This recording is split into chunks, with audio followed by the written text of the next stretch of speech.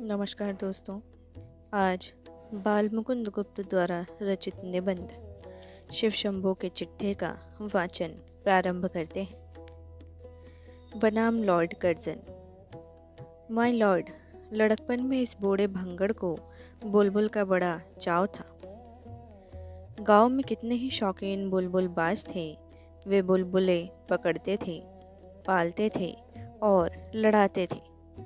बालक शिव शंभू शर्मा बुलबुलें लड़ाने का चाव नहीं रखता था। केवल एक बुलबुल को हाथ पर बिठाकर ही प्रसन्न होना चाहता था। पर ब्राह्मण कुमार को बुलबुल कैसे मिले? पिता को यह भय कि बालक को बुलबुल दी तो वह मार देगा, हत्या होगी, अथवा उसके हाथ से बिल्ली छीन लेगी तो पाप होगा। बहुत अनुरोध से यदि पिता ने किसी मित्र की बुलबुल किसी दिन ला भी दी तो वह 1 घंटे से अधिक नहीं रहने पाती थी, यह भी पिता की निगरानी में। सराय के भटियारे बुलबुलें पकड़ा करते थे। गांव के लड़के उनसे 2-2, 3-3 पैसे में खरीद लेते थे। पर बालक शिव शंभू तो ऐसा नहीं कर सकता था। पिता की आज्ञा के बिना वह बुलबुल कैसे लावे और कहाँ रखे? उधर मन में अपार इच्छा थी कि बुलबुल जरूर हाथ पर हो। इसी से जंगल में उड़ती बुलबुल को देखकर जी फड़क उठता था। बुलबुल की बोली सुनकर आनंद से हृदय नृत्य करने लगता था। कैसी कैसी कल्पनाएं हृदय में उठती थी। उन सब बातों का अनुभव दूसरों को नहीं हो सकता। दूसरों को क्या होगा? आज यह वही शिव शंभू है। स्वयं इसी को उस बालकाल के अनिर्वचनीय चाव और आनंद का अनुभव नहीं हो सकता।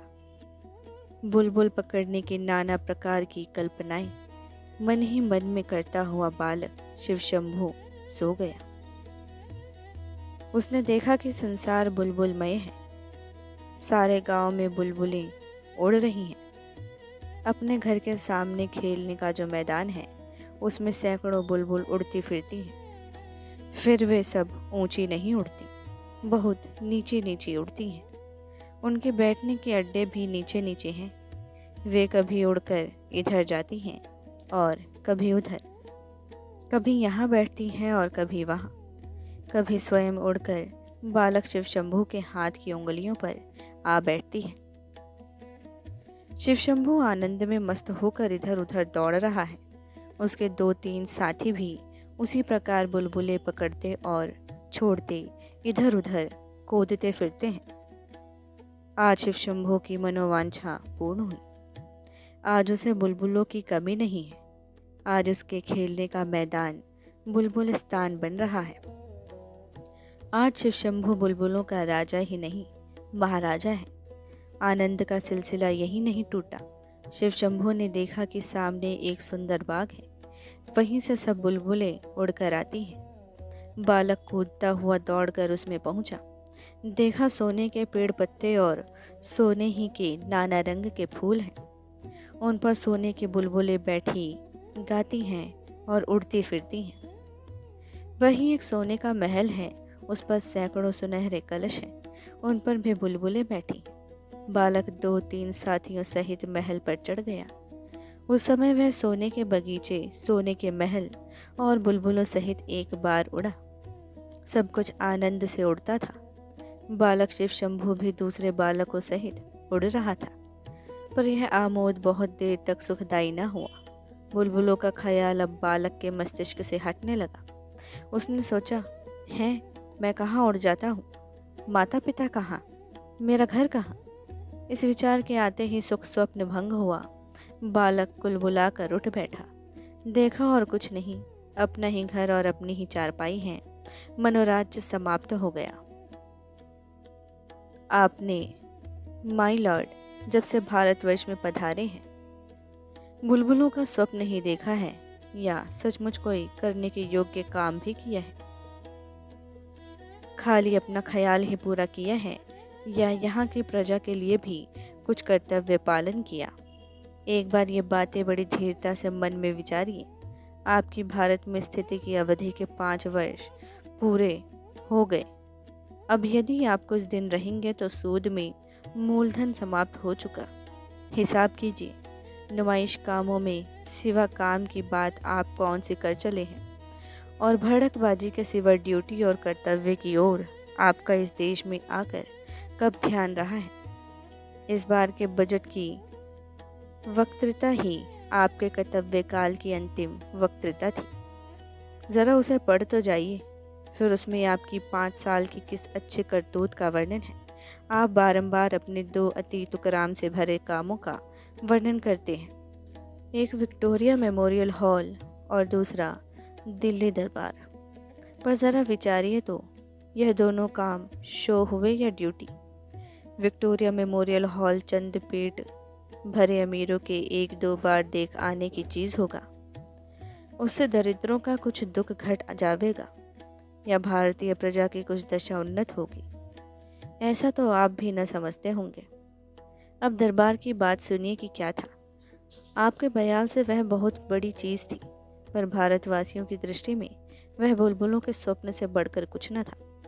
जहाँ जहाँ से वे जुलूस के हाथी आए, वहीं वहीं सब लौट गए। जिस हाथी पर आप सुनहरी झूले और सोने का हौदा लगाकर छत्र धारण पूर्वक सवार हुए थे, वह अपनी कीमती असबाब सहित जिसका था, उसके पास चला गया। आप भी जानते थे कि वह आपका नहीं, और दर्शक भी जानते थे कि आपका नहीं। दरबार में जिस सुनहरे सिंहासन पर विराजमान होकर आपने भारत के सब राजा महाराजाओं की सलामी ली थी, वह भी वहीं तक था, और आप स्वयं भली भांति जानते हैं कि वह आपका न था। वह भी जहाँ से आया था वहीं चला गया। ये सब चीज़ें खाली नुमाइशी थी। भारतवर्ष में वे पहले ही से मौजूद थी। क्या इन सब से आपका कुछ गुण प्रकट हुआ? लोग विक्रम को याद करते हैं या उसके सिंहासन को, अकबर को या उसके तख्त को। शाहजहां की इज्जत उसके गुणों से थी या तख्ते ताऊद से? आप जैसे बुद्धिमान पुरुष के लिए यह सब बातें विचारने की है। चीज़ वह बननी चाहिए जिसका कुछ देर काम हो। माता पिता की याद आते ही बालक शिवशंभो का सुख स्वप्न भंग हो गया। दरबार समाप्त होते ही वह दरबार भवन, वह एम्फी थिएटर तोड़कर रख देने की वस्तु हो गया। उधर बनाना, इधर उखाड़ना पड़ा। नुमाइशी चीज़ों का यही परिणाम है। उनका तितलियों का सा जीवन होता है। माय लॉर्ड, आपने कछाड़ के चाय वाले साहबों की दावत खाकर कहा था कि ये लोग यहाँ नित्य हैं और हम लोग कुछ दिन के लिए। आपके भी कुछ दिन बीत गए, अवधि पूरी हो गई। अब यदि कुछ दिन और मिले तो वह किसी पुराने पुण्य के बल से समझिए। उन्हीं की आशा पर शिव शंभू शर्मा यह चिट्ठा आपके नाम भेज रहा है, जिससे इन मांगे दिनों में तो एक बार आपको अपने कर्तव्य का ख्याल हो। जिस पद पर आप आरूढ़ हुए वह आपका मौरूसी नहीं, नदी नाव संयोग के भांति है। आगे भी कुछ आशा नहीं कि इस बार छोड़ने के बाद आपका इससे कुछ संबंध रहे, किंतु जितने दिन आपके हाथ में शक्ति है उतने दिन कुछ करने की शक्ति भी है। जो कुछ आपने दिल्ली आदि में कर दिखाया उसमें आपका कुछ भी न था, पर वह सब कर दिखाने की शक्ति आप में थी। उसी प्रकार जाने से पहले इस देश के लिए कोई असली काम पर जाने की शक्ति आप में है। इस देश की प्रजा के हृदय में कोई स्मृति मंदिर बना जाने की शक्ति आप में है। पर यह सब तब हो सकता है कि वैसे स्मृति की कुछ कदर आपके हृदय में भी हो। स्मरण रहे, धातु की मूर्तियों के स्मृति चिन्ह से एक दिन किले का मैदान भर जाएगा। महारानी का स्मृति मंदिर मैदान की हवा रोकता था या न रोकता था, पर दूसरों की मूर्तियां इतनी हो जाएंगी कि 50-50 हाथ पर हवा को टकराकर चलना पड़ेगा। जिस देश में लॉर्ड लैंसडौन की मूर्ति बन सकती है, उसमें और किस किस की मूर्ति नहीं बन सकती। माय लॉर्ड, क्या आप भी चाहते हैं कि उसके आसपास आपकी एक वैसी ही मूर्ति खड़ी हो?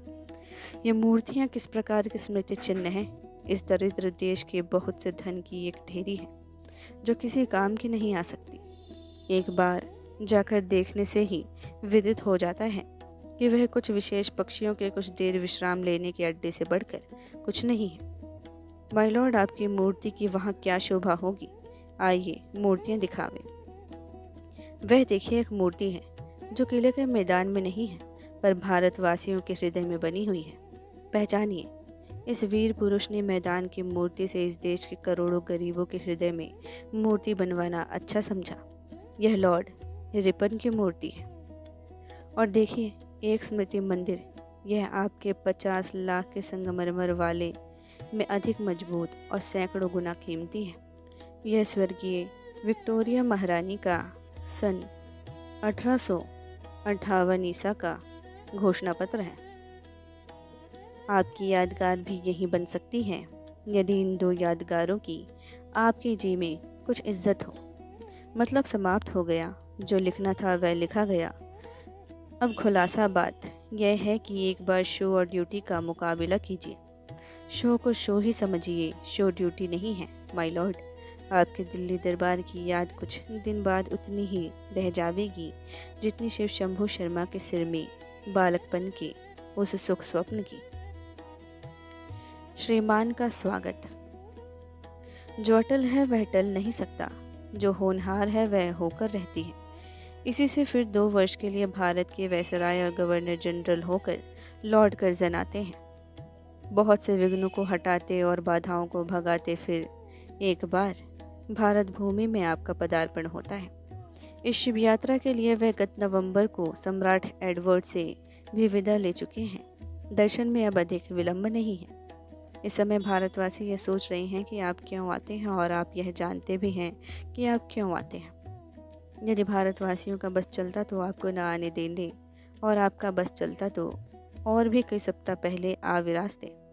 पर दोनों ओर की बात किसी और ही के हाथ में है। निरे बेबस भारतवासियों का कुछ बस नहीं है, और बहुत बातों पर बस रखने वाले लॉर्ड कर्जन को भी बहुत बातों में बेबस होना पड़ता है। इसी से भारतवासियों को लॉर्ड कर्जन का आना देखना पड़ता है, और उक्त श्रीमान को अपने चलने में विलंब देखना पड़ा। कवि कहता है, जो कुछ खुदा दिखाए सो लाचार देखना। अभी भारतवासियों को बहुत कुछ देखना है, और लॉर्ड कर्जन को भी बहुत कुछ। श्रीमान को न शासनकाल के ये 2 वर्ष निसंदेह देखने की वस्तु होंगे।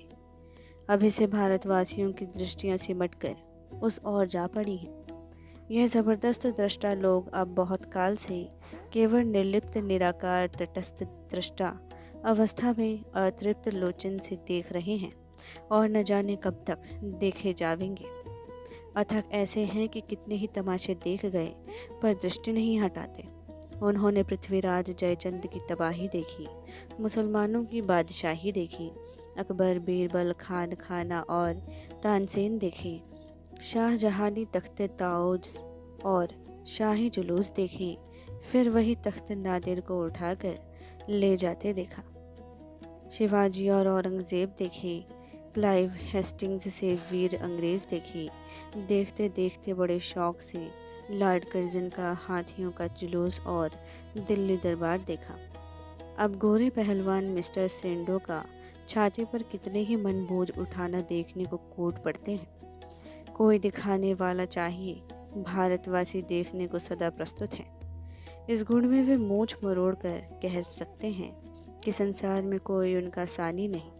लॉर्ड कर्जन भी अपनी शासित प्रजा का यह गुण जान गए थे।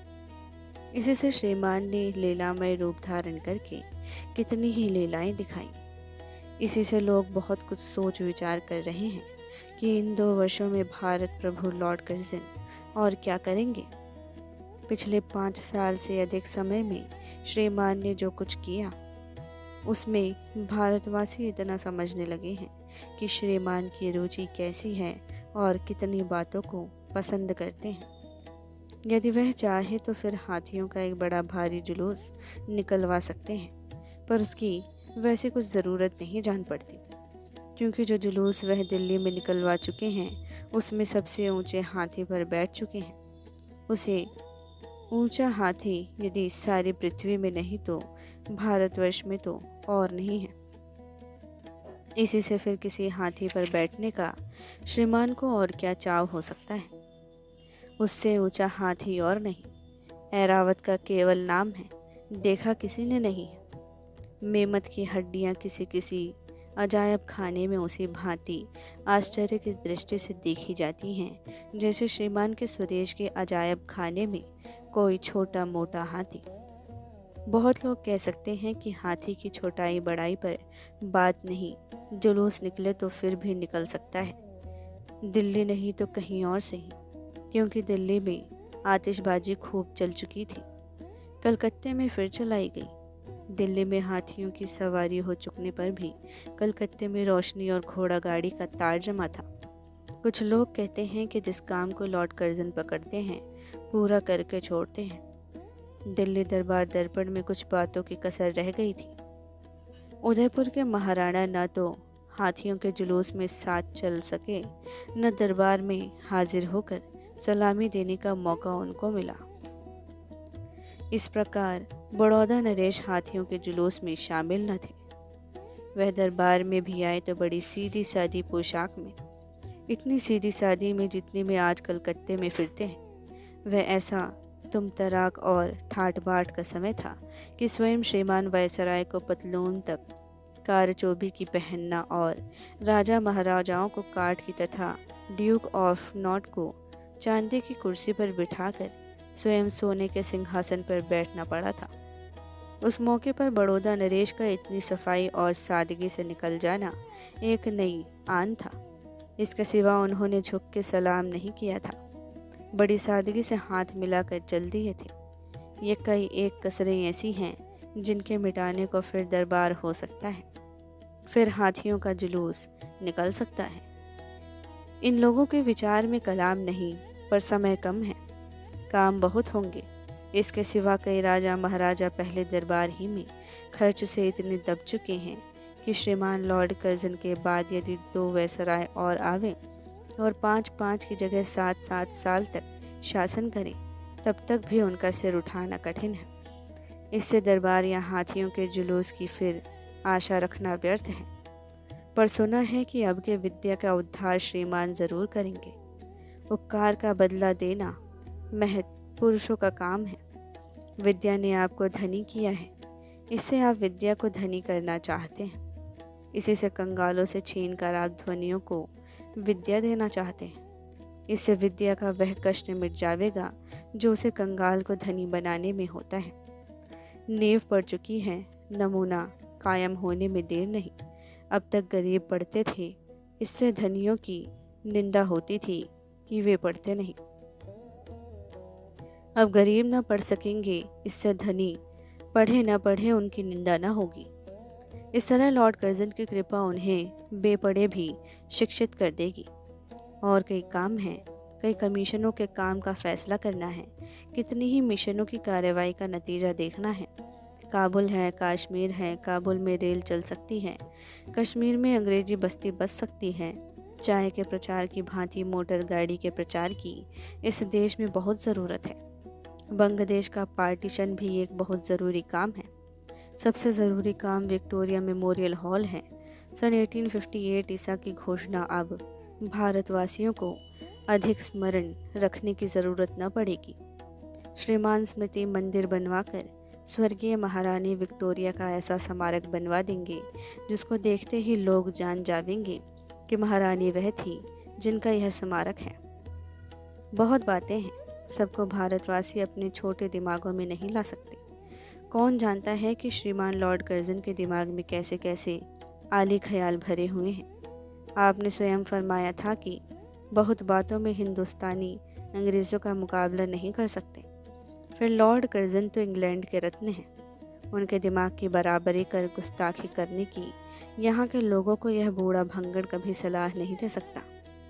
श्रीमान कैसे आलो दिमाग शासक हैं, यह बात उनके उन लगातार कई व्याख्यानों से टपक पड़ती है जो श्रीमान ने विलायत में दिए थे, और जिनमें विलायत वासियों को यह समझाने की चेष्टा की थी कि हिंदुस्तान क्या वस्तु है।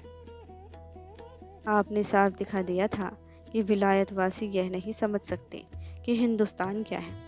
हिंदुस्तान को श्रीमान स्वयं ही समझे हैं। विलायत वाले समझते तो क्या समझते। विलायत में उतना बड़ा हाथी कहाँ जिस पर वह चंबल छत्र लगाकर चढ़े थे।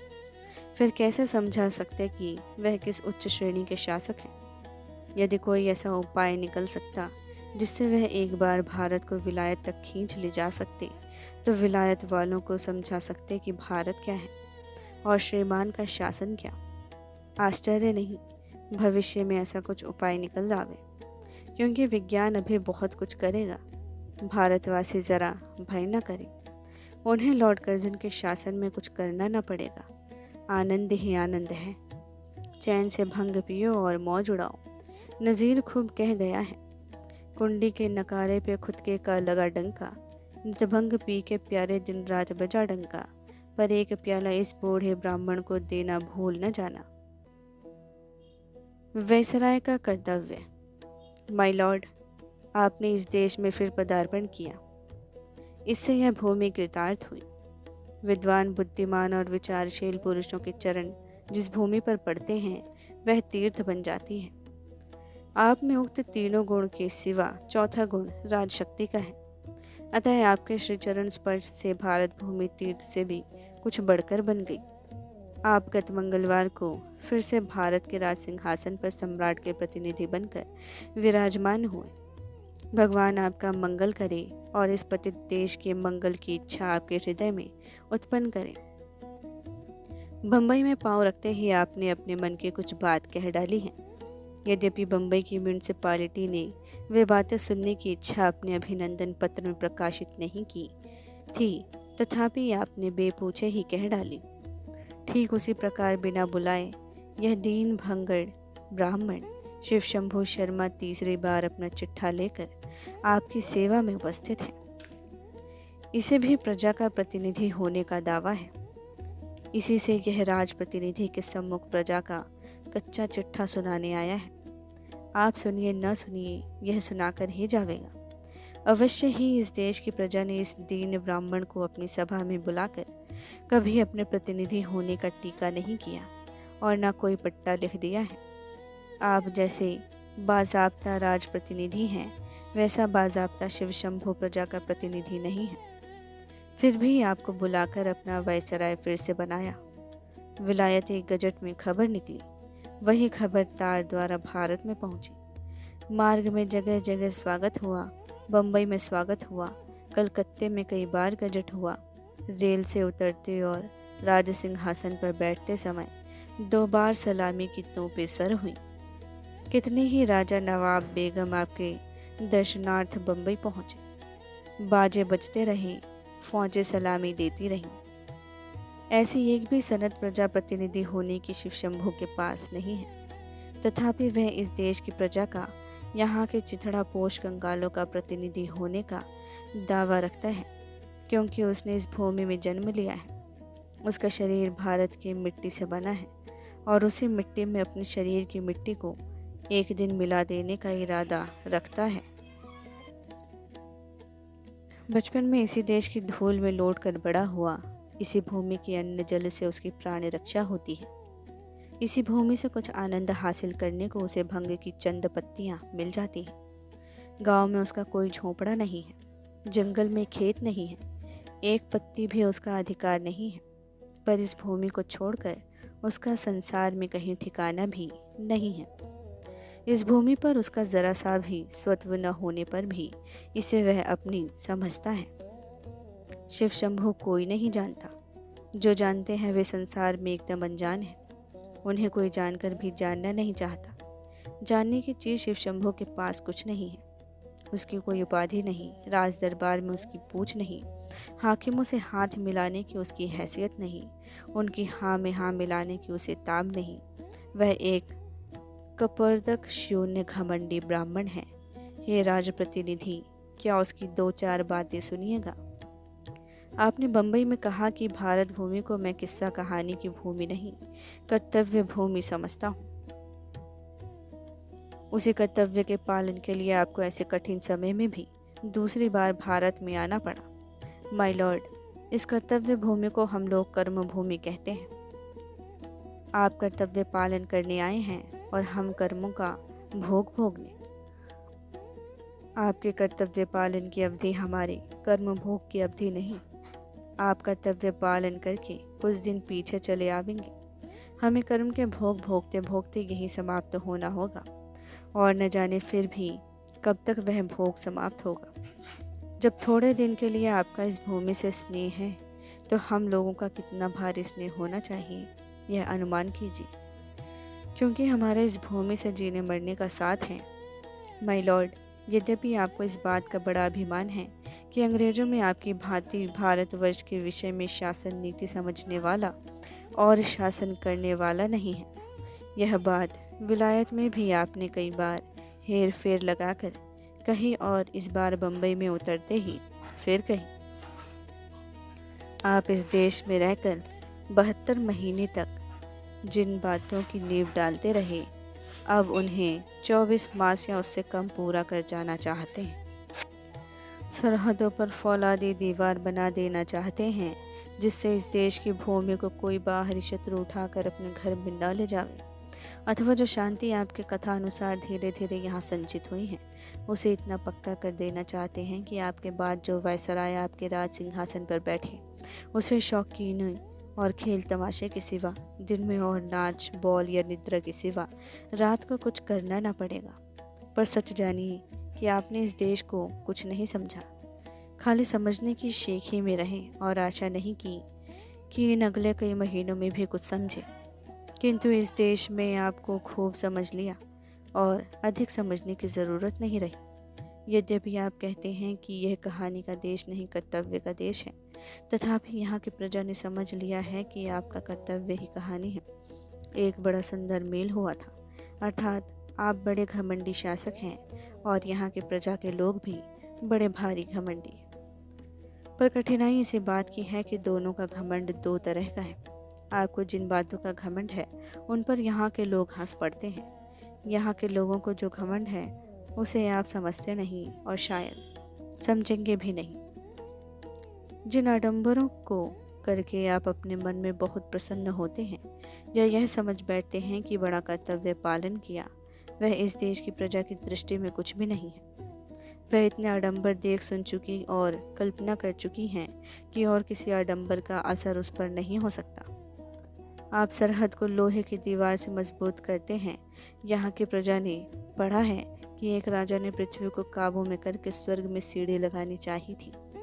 आप और लॉर्ड किचनर मिलकर जो फौलादी दीवार बनाते हैं, उससे बहुत मजबूत एक दीवार लॉर्ड कैनिंग बना गए थे।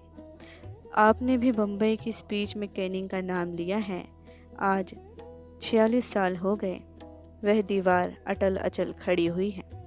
वह स्वर्गीय महारानी का घोषणा पत्र जो 1 नवंबर 1858 ईसा को कैनिंग महोदय ने सुनाया था, वही भारतवर्ष के लिए फौलादी दीवार है। वही दीवार भारत की रक्षा करती है। उसी दीवार को भारतवासी अपना रक्षक समझते हैं। उस दीवार के होते आपको या लॉर्ड कर्जन को कोई दीवार बनाने की ज़रूरत नहीं है। उसकी आड़ में आप जो चाहे, जितनी मजबूत चाहें, वैसी दीवारों की कल्पना कर सकते हैं। आडंबर से इस देश का शासन नहीं हो सकता। आडंबर का आदर इस देश की कंगाल प्रजा नहीं कर सकती। आपने अपनी समझ में बहुत कुछ किया, पर फल यह हुआ कि विलायत जाकर वह सब अपने ही मुख से सुनाना पड़ा। कारण यह है कि करने से कहीं अधिक कहने का आपका स्वभाव है।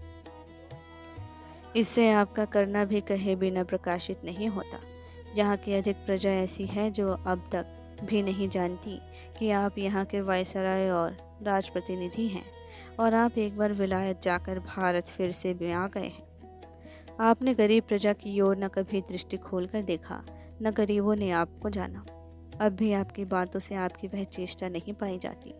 इससे स्मरण रहे कि जब अपने पद को त्याग कर आप फिर स्वदेश में जावेंगे, तो चाहे आपको अपने कितने ही गुण कीर्तन करने का अवसर मिले, यह तो कभी न कह सकेंगे कि कभी भारत की प्रजा का मन भी अपने हाथ में किया था। यह वह देश है जहाँ की प्रजा एक दिन पहले रामचंद्र के रास्ते लग पाने के आनंद में मस्त थी और अगले दिन अचानक रामचंद्र वन को चले तो रोती रोती उनके पीछे जाती थी। भरत को उस प्रजा का मन प्रसन्न करने के लिए कोई भारी दरबार नहीं करना पड़ा, हाथियों का जुलूस नहीं निकालना पड़ा, वरन दौड़कर वन में जाना पड़ा और रामचंद्र को फिर अयोध्या में लाने का यत्न करना पड़ा। जब वे न आए तो उनकी खड़ाओं को सिर पर धरकर अयोध्या तक आए और खड़ाओं को राज सिंहासन पर रखकर स्वयं 14 साल तक वल्कल धारण करके उनकी सेवा करते रहे। तब प्रजा ने समझा कि भरत अयोध्या का शासन करने के योग्य है। माय लॉर्ड, आप वक्तृता देने में बड़े दक्ष हैं, पर यहाँ वक्तृता का कुछ और ही वजन है। सत्यवादी युधिष्ठिर के मुख से जो निकल जाता था वही होता था। आयु भर में उसने एक बार बहुत भारी पॉलिटिकल ज़रूरत पड़ने से कुछ सहज सा झूठ बोलने की चेष्टा की थी। वही बात महाभारत में लिखी हुई है। जब तक महाभारत है वह बात भी रहेगी।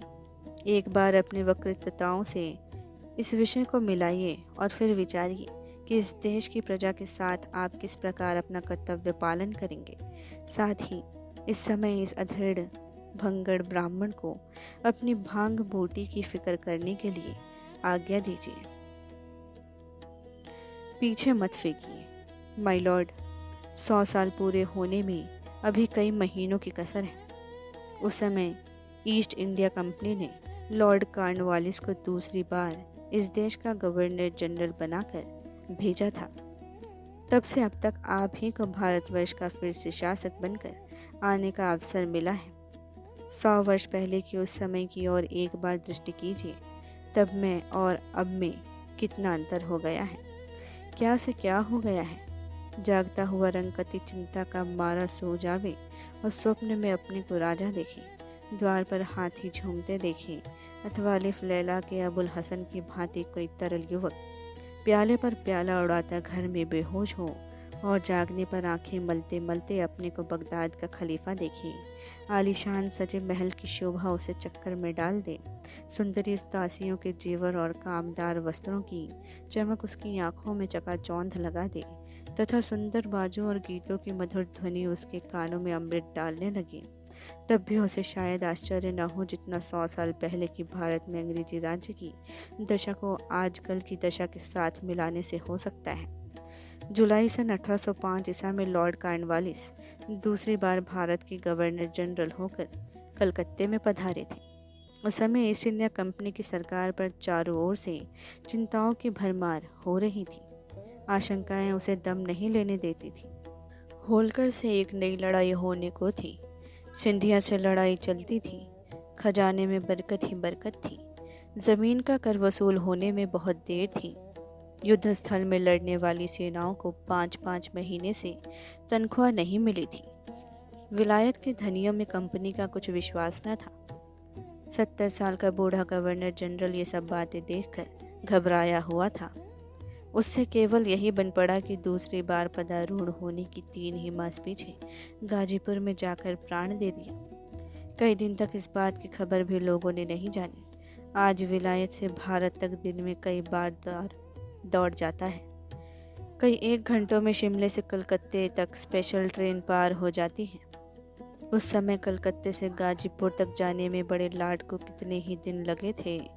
गाजीपुर में उनके लिए कलकत्ते से जल्द किसी प्रकार की सहायता पहुंचने का कुछ उपाय न था, किंतु अब कुछ और ही समय है। माय लॉर्ड, लॉर्ड कॉर्नवालिस के दूसरी बार गवर्नर जनरल होकर भारत में आने और आपके दूसरी बार आने में बड़ा अंतर है। प्रताप आपके साथ साथ है। अंग्रेजी राज्य के भाग्य का सूर्य मध्याह्न में है। उस समय के बड़े लाट को जितने दिन कलकत्ते से गाजीपुर जाने में लगे होंगे, आप उनसे कम दिनों में विलायत से भारत पहुंच गए। लॉर्ड कॉर्नवालिस को आते ही 2 एक देशी रईसों के साथ लड़ाई करने की चिंता थी। आपके स्वागत के लिए कौड़ियों राजा रईस बम्बई दौड़े गए और जहाज से उतरते ही उन्होंने आपका स्वागत करके अपने भाग्य को धन्य समझा। कितनी ही बधाई देने कलकत्ते पहुँचे और कितनी और चले आ रहे हैं। प्रजा की चाहे कैसी ही दशा हो, पर खजाने में रुपए उबले पड़ते हैं। इसके लिए चारों ओर से आपकी बढ़ाई होती है। साख इस समय की गवर्नमेंट की इतनी है कि विलायत में या भारत में एक बार हूँ करते ही रुपए की वर्षा होने लगती है। विलायती मंत्री आपकी मुट्ठी में है। विलायत की जिस कंजर्वेटिव गवर्नमेंट ने आपको इस देश का वायसराय किया, वह अभी तक बराबर शासन की मालिक है। लिबरल निर्जीव है। जॉन ब्राइट, ग्लॉडस्टोन, ब्रॉडले जैसे लोगों से विलायत शून्य है। इससे आप परम स्वतंत्र हैं। इंडिया ऑफिस आपके हाथ की पुतली है। विलायत के प्रधानमंत्री आपके प्रिय मित्र हैं। जो कुछ आपको करना है वह विलायत में कई मास रहकर पहले ही वहाँ के शासकों से निश्चय कर चुके हैं। अभी आपकी चढ़ती उम्र है, चिंता कुछ नहीं है। जो कुछ चिंता थी वह भी जल्द मिट गई। स्वयं आपकी विलायत के बड़े भारी बुद्धिमानों और राजनीति विशारदों में गिनती हैं। वरंच कह सकते हैं कि विलायत के मंत्री लोग आपके मुंह की ओर ताकते हैं। सम्राट का आप पर बहुत भारी विश्वास है। विलायत के प्रधान समाचार पत्र मानो आपके बंदीजन हैं।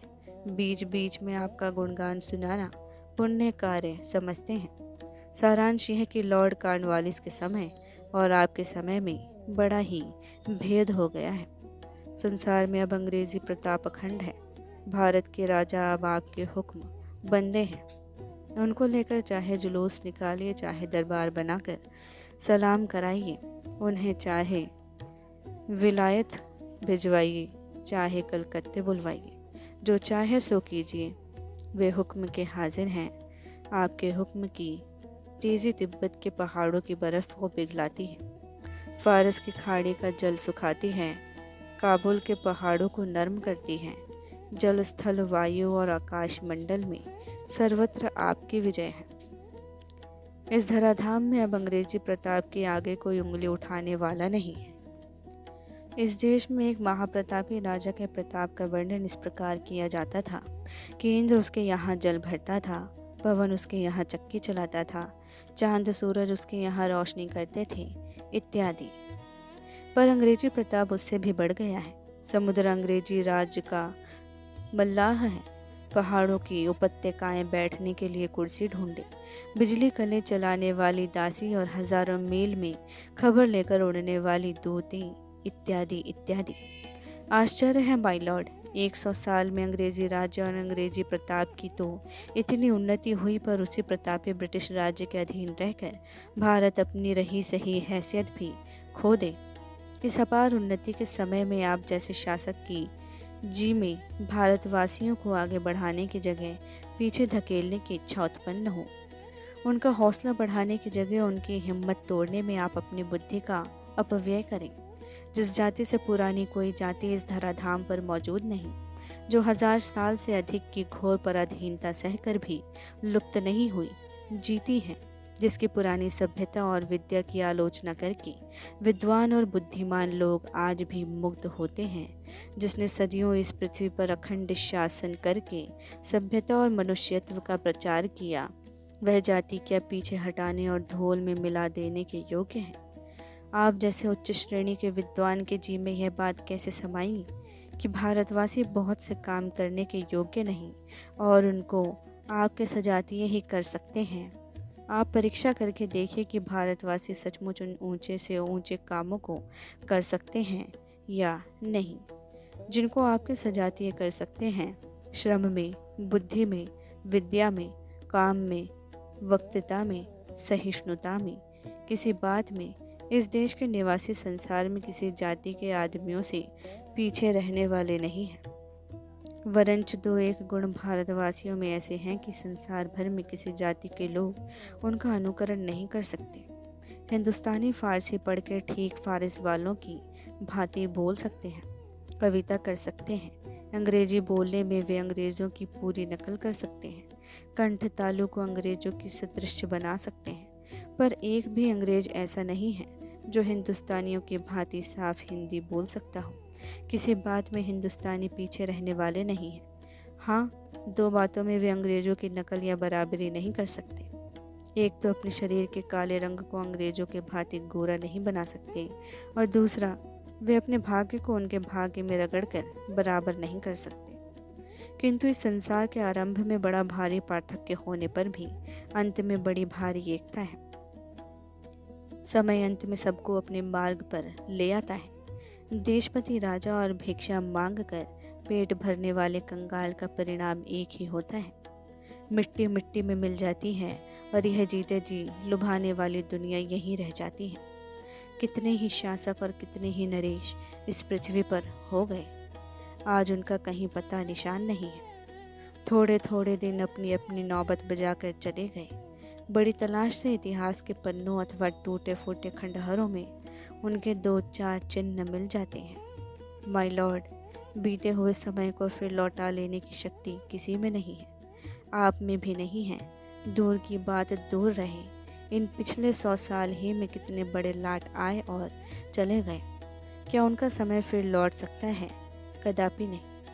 विचारिए तो मानो कल आप आए थे, किंतु 6 साल बीत गए। अब दूसरी बार आने के बाद भी कितने ही दिन बीत गए तथा बीत जाते हैं। इसी प्रकार उम्रें बीत जावेंगी, युग बीत जावेंगे। समय के महासमुद्र में मनुष्य की बूंद की भी बराबरी नहीं कर सकती। आप में शक्ति नहीं है कि पिछले 6 वर्षों आयु एक छोटी सी को लौटा सके या उनमें जो कुछ हुआ है उसे अन्यथा कर सके। 2 साल आपके हाथ में अवश्य है, इनमें जो चाहे कर सकते हैं। चाहे तो इस देश की 30 करोड़ प्रजा को अपना अनुरक्त बना सकते हैं और इस देश के इतिहास में 6 वैसरायों में अपना नाम छोड़ जा सकते हैं। नहीं तो यह समय भी बीत जाएगा और फिर आपका करने धरने का अधिकार ही कुछ न रहेगा। विक्रम, अशोक, अकबर के साथ यह भूमि नहीं गई। औरंगजेब, अलाउद्दीन इसे मुट्ठी में दबाकर नहीं रख सके।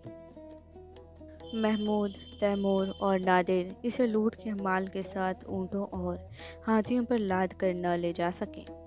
आगे भी यह किसी के साथ न जावेगी, चाहे कोई कितनी ही मजबूती क्यों न करे।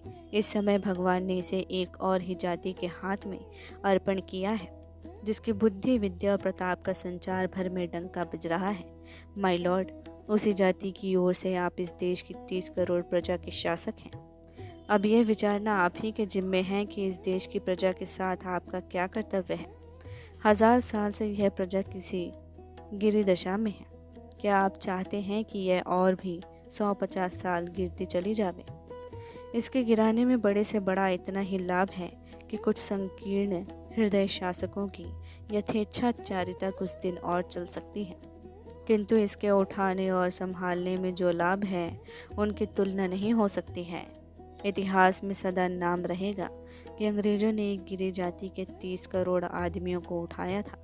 माय लॉर्ड, दोनों में जो बात पसंद हो वह कर सकते हैं। कहिए क्या पसंद है, पीछे हटाना या आगे बढ़ाना? आशा का अंत। माय लॉर्ड, अब की आपके भाषण ने नशा किरकिरा कर दिया। संसार के सब दुखों और समस्त चिंताओं को जो शिव शंभू शर्मा 2 चुल्लू बूटी पीकर भुला देता था, आज उसका उस प्यारे विजया पर भी मन नहीं है। आशा से बंधा हुआ यह संसार चलता है, रोगी को रोग से, कैदी को कैद से, ऋणी को ऋण से, कंगाल को दरिद्रता से। इसी प्रकार हर एक कलेशित पुरुष को एक दिन अपने कलेश से मुक्त होने की आशा होती है। चाहे उसे इस जीवन में कलेश से मुक्ति न मिले, पर आशा के सहारे इतना होता है कि वह धीरे धीरे अपने कलेशों को झेलता हुआ एक दिन इस कलेशमय जीवन से तो मुक्त हो जाता है। पर हाय, जब उसकी यह आशा भी भंग हो जाए, उस समय उसके कष्ट का क्या ठिकाना। किस्मत पे उस मुसाफिर एक खस्ता के रोइए, जो थक गया हो बैठ के मंजिल के सामने। बड़े लाड होकर आपके भारत में पदार्पण करने के समय इस देश के लोग श्रीमान से जो आशाएं करते हैं और सुख स्वप्न देखते थे, वे सब उड़न छू इस कलकत्ता महानगरी के समाचार पत्र कुछ दिन चौंक चौंक पढ़ते थे कि आज बड़े लाट अमुक मोड़ पर वेश बदले एक गरीब काले आदमी से बात कर रहे थे। गए परसों अमुक ऑफिस में जाकर काम की चक्की में पिसते हुए क्लर्कों की दशा देख रहे थे और उनसे कितनी ही बातें पूछते जाते थे। इससे हिंदू समझने लगे कि फिर से विक्रमादित्य का आविर्भाव हुआ या अकबर का अमल हो गया। मुसलमान ख्याल करने लगी खलीफा हारून रशीद का ज़माना आ गया। पारसियों ने आपको नौशीरवां समझने की मोहलत पाई थी या नहीं, ठीक नहीं कहा जा सकता, क्योंकि श्रीमान ने जल्द अपने कामों से ऐसे जल्दबाज लोगों को कष्ट कल्पना करने के कष्ट से मुक्त कर दिया था। वे लोग थोड़े ही दिनों में इस बात के समझने के योग्य हो गए थे कि हमारा प्रधान शासक न विक्रम के रंग ढंग का है, न हारू या अकबर के। उसका रंग ही निराला है, किसी से नहीं मिलता। माय लॉर्ड, किस देश की 2 चीज़ों में अजब तासीर है, एक यहाँ की जलवायु में और दूसरे यहाँ के नमक में, जो उसी जलवायु से उत्पन्न होता है। नीरस से नीरस शरीर में यहाँ की जलवायु नमकीनी ला देती है। मज़ा यह कि उसे उस नमकीनी की खबर तक नहीं होती। एक फारस का कवि कहता है कि हिंदुस्तान में एक हरी पत्ती तक बेनमक नहीं है, मानो यह देश नमक से सींचा गया है। किंतु शिव शंभू शर्मा का विचार इस कवि से भी कुछ आगे है। वह समझता है कि यह देश नमक की एक महाखान है, इसमें जो पड़ गया वही नमक बन गया। श्रीमान कभी चाहे तो सांभर झील के तट पर खड़े होकर देख सकते हैं, जो कुछ उसमें गिर जाता है वही नमक बन जाता है। यहाँ की जलवायु से अलग खड़े होकर कितनों ही ने बड़ी बड़ी अटकलें लगाई और लंबे चौड़े मंसूबे बांधे, पर यहाँ की जलवायु का असर होते ही वह सब काफूर हो गए। अफसोस माय लॉर्ड, यहाँ के जलवायु की तासीर ने आप में अपनी पिछली दशा के स्मरण रखने की शक्ति नहीं रहने दी। नहीं तो अपनी 6 साल पहले की दशा से अब की दशा का मिलान करके चकित होते, घबरा के कहते कि मैं क्या हो गया? क्या मैं वही हूँ जो विलायत से भारत की ओर चलने से पहले था? बम्बई में जहाज से उतरकर भूमि पर पांव रखते ही यहाँ की जलवायु का प्रभाव आप पर आरंभ हो गया था। उसके प्रथम फलस्वरूप कलकत्ते में पदार्पण करते ही आपने यहाँ के म्यूनिसिपल कॉरपोरेशन की स्वाधीनता की समाप्ति की। जब वह प्रभाव कुछ और बढ़ा तो अकाल पीड़ितों की सहायता करते समय आपकी समझ में आने लगा कि इस देश के कितने ही अभागे सचमुच अभागे नहीं, वरंच अच्छी मजदूरी की लालच से ज़बरदस्ती अकाल पीड़ितों में मिलकर दयालु सरकार को हैरान करते हैं। इससे मजदूरी कड़ी की गई। इसी प्रकार जब प्रभाव तेज हुआ तो आपने अकाल की तरफ से आंखों पर पट्टी बांधकर दिल्ली दरबार किया। अंत को गत वर्ष आपने यह भी साफ कह दिया कि बहुत से पद ऐसे हैं जिनको पैदाइशी तौर से अंग्रेज ही पाने के योग्य हैं। भारतवासियों की सरकार जो देती है वह भी उनकी हैसियत से बढ़कर है। तब इस देश के लोगों ने सबक लिया था कि अब श्रीमान पर यहाँ की जलवायु का पूरा सिक्का जम गया। उसी समय आपको स्वदेश दर्शन की लालसा हुई। लोग समझते चलो अच्छा हुआ, जो हो चुका वह हो चुका, आगे की तासीर की अधिक उन्नति से पीछे छूटा। किंतु आप कुछ न समझे। कोरिया में जब श्रीमान की आयु अचानक 7 साल बढ़कर 40 हो गई, उस समय भी श्रीमान की समझ में आ गया था कि वहीं की सुंदर आबो हवा के प्रताप से आप 40 साल के होने पर भी 32-33 के दिखाई देते हैं। पर इस देश की आबो हवा की तासीर आपके कुछ समझ में न आई। वह विलायत में भी श्रीमान के साथ लग गई और जब तक वहाँ रहे अपना जोर दिखाती रही, यहाँ तक कि फिर आपको एक बार इस देश में उठा लाई। किसी विघ्न बाधा की परवाह न की। माय लॉर्ड, इस देश का नमक यहाँ की जलवायु का साथ देता है, क्योंकि उसी जलवायु से उसका जन्म है। उसकी तासीर भी साथ साथ होती रही। वह पहले विचार बुद्धि खोता है, पीछे दया और सौहृदयता को भगाता है और उदारता को हजम कर जाता है। अंत को आंखों पर पट्टी बांधकर, कानों में ठींटे ठोंककर, नाक में नकेल डालकर आदमी को जिधर तिधर घसीटे फिरता है और उसके मुंह से खुल्लम खुल्ला इस देश की निंदा कराता है। आदमी के मन में वह यही जमा देता है कि जहाँ का खाना वहाँ की खूब निंदा करना और अपनी शेखी मारते जाना। हम लोग उस नमक की तासीर से बेअसर नहीं हैं, पर हमारी हड्डियाँ उसी से बनी हैं। इस कारण हमें इतना ज्ञान रहता है कि हमारे देश के नमक की क्या तासीर है। हम लोग खूब जानते थे कि यदि श्रीमान कहीं दूसरी बार भारत में आ गए तो एकदम नमक की खानी में जाकर नमक हो जाएंगे। इसी से चाहते थे कि दोबारा आप न आवे, पर हमारा पेश न गया। आप आए और आते ही उस नमक की तासीर का फल अपने कौंसिल और कन्वोकेशन में प्रकट कर डाला। इतने दिन आप सरकारी भेदों के जानने से, अच्छे पद पाने से, उन्नति की बातें सोचने से, सुगमता से शिक्षा लाभ करने से, अपने स्वत्वों के लिए पार्लियामेंट आदि में पुकारने से इस देश के लोगों को रोकते रहे। आपकी शक्ति में जो कुछ था वह करते रहे, पर उस पर भी संतोष न हुआ तो भगवान की शक्ति पर भी हाथ चलाने लगे। जो सत्य प्रियता इस देश को सृष्टि के आदि से मिली है, जिस देश का ईश्वर सत्य ज्ञान मन अनंत ब्रह्म है, वहाँ के लोगों को सभा में बुला के ज्ञानी और विद्वान का चोला पहनकर उनके मुंह पर झूठा और मक्कार कहने लगी। विचारिए तो यह कैसे अधःपतन की बात है। जिस स्वदेश को श्रीमान ने आदर्श सत्य का देश और वहाँ के लोगों को सत्यवादी कहा है, उसका आला नमूना क्या श्रीमान ही है। यदि सचमुच विलायत वैसा ही देश हो जैसा आप फरमाते हैं और भारत भी आपके कथा अनुसार मिथ्यावादी और धूर्त देश हो, तो भी तो क्या कोई इस प्रकार कहता है, गिरा के ठोकर मारना क्या सज्जन और सत्यवादी का काम है। अपनी सत्यवादिता प्रकाश करने के लिए दूसरे को मिथ्यावादी कहना ही क्या सत्यवादिता का सबूत है। माय लॉर्ड, जब आपने अपने शासक होने के विचार को भूलकर इस देश की प्रजा के हृदय में चोट पहुंचाई है, तो दो एक बातें पूछ लेने में शायद कुछ गुस्ताखी न होगी। सुनिए, विजित और विजेता में बड़ा अंतर है। जो भारतवर्ष 1000 साल से विदेशी विजेताओं के पांवों में लौट रहा है, क्या उसकी प्रजा की सत्यप्रियता विजेता इंग्लैंड के लोगों की सत्यप्रियता का मुकाबला कर सकती है। यह देश भी यदि विलायत की भांति स्वाधीन होता और यहाँ के लोग ही यहाँ के राजा होते, तब यदि अपने देश के लोगों को यहाँ के लोगों से अधिक सच्चा साबित कर सकते, तो आपकी अवश्य कुछ बहादुरी होती। स्मरण करिए उन दिनों की जब अंग्रेजों के देश पर विदेशियों का अधिकार था।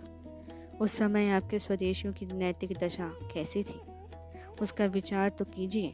यह वह देश है कि 1000 साल पर आए पाँव के नीचे रहकर भी एकदम सत्यता से च्युत नहीं हुआ। यदि आपका यूरोप या इंग्लैंड 10 साल भी पराधीन हो जाता, तो आपको मालूम पड़ता कि श्रीमान के स्वदेशी एक ऐसे सत्यवादी और नीति परायण है। जो देश कर्मवादी है, वह क्या कभी असत्यवादी हो सकता है। आपके स्वदेशी यहाँ बड़ी बड़ी इमारतों में रहते हैं, जैसी रुचि हो वैसे पदार्थ भोग सकते हैं। भारत आपके लिए भोग्य भूमि है, किंतु इस देश के लाखों आदमी इसी देश में पैदा होकर आवारा कुत्तों की भांति भटक भटक कर मरते हैं। उनको 2 हाथ भूमि बैठने को नहीं, पेट भरकर खाने को नहीं, मैले चिथड़े पहनकर उम्रें बिता देते हैं और एक दिन कहीं पड़कर चुपचाप प्राण देते हैं। हाल की इस सर्दी में कितनों ही के प्राण जहाँ तहाँ निकल गए। इस प्रकार क्लेश पाकर मरने पर भी क्या कभी वे लोग यह कहते हैं कि पापी राजा है, इससे हमारी यह दुर्गति है। माय लॉर्ड, वे कर्मवादी हैं। वे यही समझते हैं कि किसी का कुछ दोष नहीं, सब हमारे पूर्व कर्मों का दोष है। हाय हाय, ऐसी प्रजा को आप धूर्त कहते हैं। कभी इस देश में आकर आपने गरीबों की ओर ध्यान न दिया, कभी यहाँ की दीन भोगी प्रजा की दशा का विचार न किया, कभी 10 मीठे शब्द सुनाकर यहाँ के लोगों को उत्साहित नहीं किया। फिर विचारिए तो गालियाँ यहाँ के लोगों को आपने किस कृपा के बदले में दी। पराधीनता के सबके जी में बड़ी भारी चोट होती है, पर महारानी विक्टोरिया के सदैव बर्ताव ने यहाँ के लोगों के जी से वह दुख भुला दिया था। इस देश के लोग सदा उनको माता तुल्य समझते रहे। अब उनके पुत्र महाराज एडवर्ड पर भी इस देश के लोगों की वैसी ही भक्ति है, किंतु आप उन्हीं सम्राट एडवर्ड के प्रतिनिधि होकर इस देश की प्रजा के अत्यंत प्रिय बने हैं। यह इस देश के बड़े ही दुर्भाग्य की बात है कि माई लॉर्ड, इस देश की प्रजा को आप नहीं जानते और वह प्रजा आपको नहीं चाहती। फिर भी आप इस देश के शासक हैं और एक बार नहीं दूसरी बार शासक हुए हैं। यही विचार कर इस अधबोड़े भंगड़ ब्राह्मण का नशा किरकिरा हो जाता है। एक दुराशा।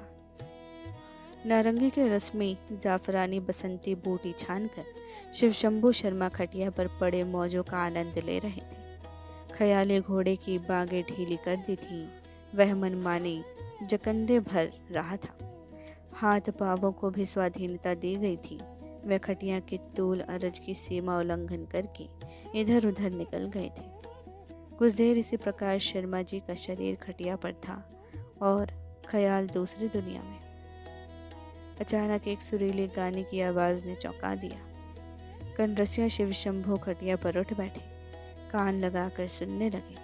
कानों में यह मधुर गीत बार बार अमृत डालने लगा। चलो चलो आज खेले होली कन्हैया घर।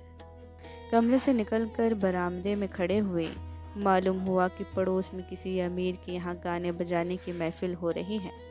कोई सुरीली लय से उक्त होल गा रहा है। साथ ही देखा बादल घिरे हुए हैं, बिजली चमक रही है, रिमझिम झड़ लगी हुई है। वसंत में सावन देखकर अकल जरा चक्कर में पड़ी। विचारने लगे कि गाने वाले को मलार गाना चाहिए था, न कि होली। साथ ही ख्याल आया कि फागुन सुदी है, वसंत के विकास का समय है, वह होली क्यों न गावे। इसमें गाने वाले की नहीं विधि की भूल है, जिसमें वसंत में सावन बना दिया। इसे कहाँ तो छटकी होती, निर्मल वायु बहती, कोयल की कूक सुनाई देती। यहाँ माद किसी अंधियारी है, वर्षा की छड़ी लगी हुई है। ओह, कैसा ऋतु विपर्यजन्य है। इस विचार को छोड़कर गीत के अर्थ का विचार जी में आया। होली खिलाया कहते हैं कि चलो आज कन्हैया के घर होली खेलेंगे। कन्हैया कौन? ब्रज के राजकुमार। और खेलने वाले कौन? उनकी प्रजा, ग्वाल बाल। इस विचार ने शिव शंभू शर्मा को और भी चौंका दिया कि क्या भारत में ऐसा समय भी था जब प्रजा लोग राजा के घर जाकर होली खेलते थे और राजा प्रजा मिलकर आनंद मनाते थे? क्या इसी भारत में राजा लोग प्रजा के आनंद को किसी समय अपना आनंद समझते थे? अच्छा, यदि आज शिव शंभू शर्मा अपने मित्र वर्ग सहित अबीर गुलाल की झोलियाँ, भूरे रंग की पिचकारियाँ लिए अपने राजा के घर होली खेलने जाएं, तो कहाँ जाएं? राजा दूर 7 समुद्र पार है। राजा का केवल नाम सुना है, न राजा को शिव शंभू ने देखा, न राजा ने शिव शंभू को। खैर, राजा नहीं, उसने अपना प्रतिनिधि भारत में भेजा है। कृष्ण द्वारिका में है, पर उद्धव को प्रतिनिधि बनाकर ब्रजवासियों को संतोष देने के लिए ब्रज में भेजा है। क्या उस राजा प्रतिनिधि के घर जाकर शिव शंभू होली नहीं खेल सकता? उफ, ये विचार वैसा ही बेतुका है जैसे अभी वर्षा में होली गाई जाती थी। पर इसमें गाने वाले का क्या दोष है? वह तो समय समझकर ही गा रहा था। यदि वसंत में वर्षा की छड़ी लगे तो गाने वालों को क्या मलार गाना चाहिए? सचमुच बड़ी कठिन समस्या है। कृष्ण है, उद्धव है, पर ब्रजवासी उनके निकट भी नहीं फटकने पाते। राजा हैं, राज प्रतिनिधि हैं, पर प्रजा की उन तक रसाई नहीं।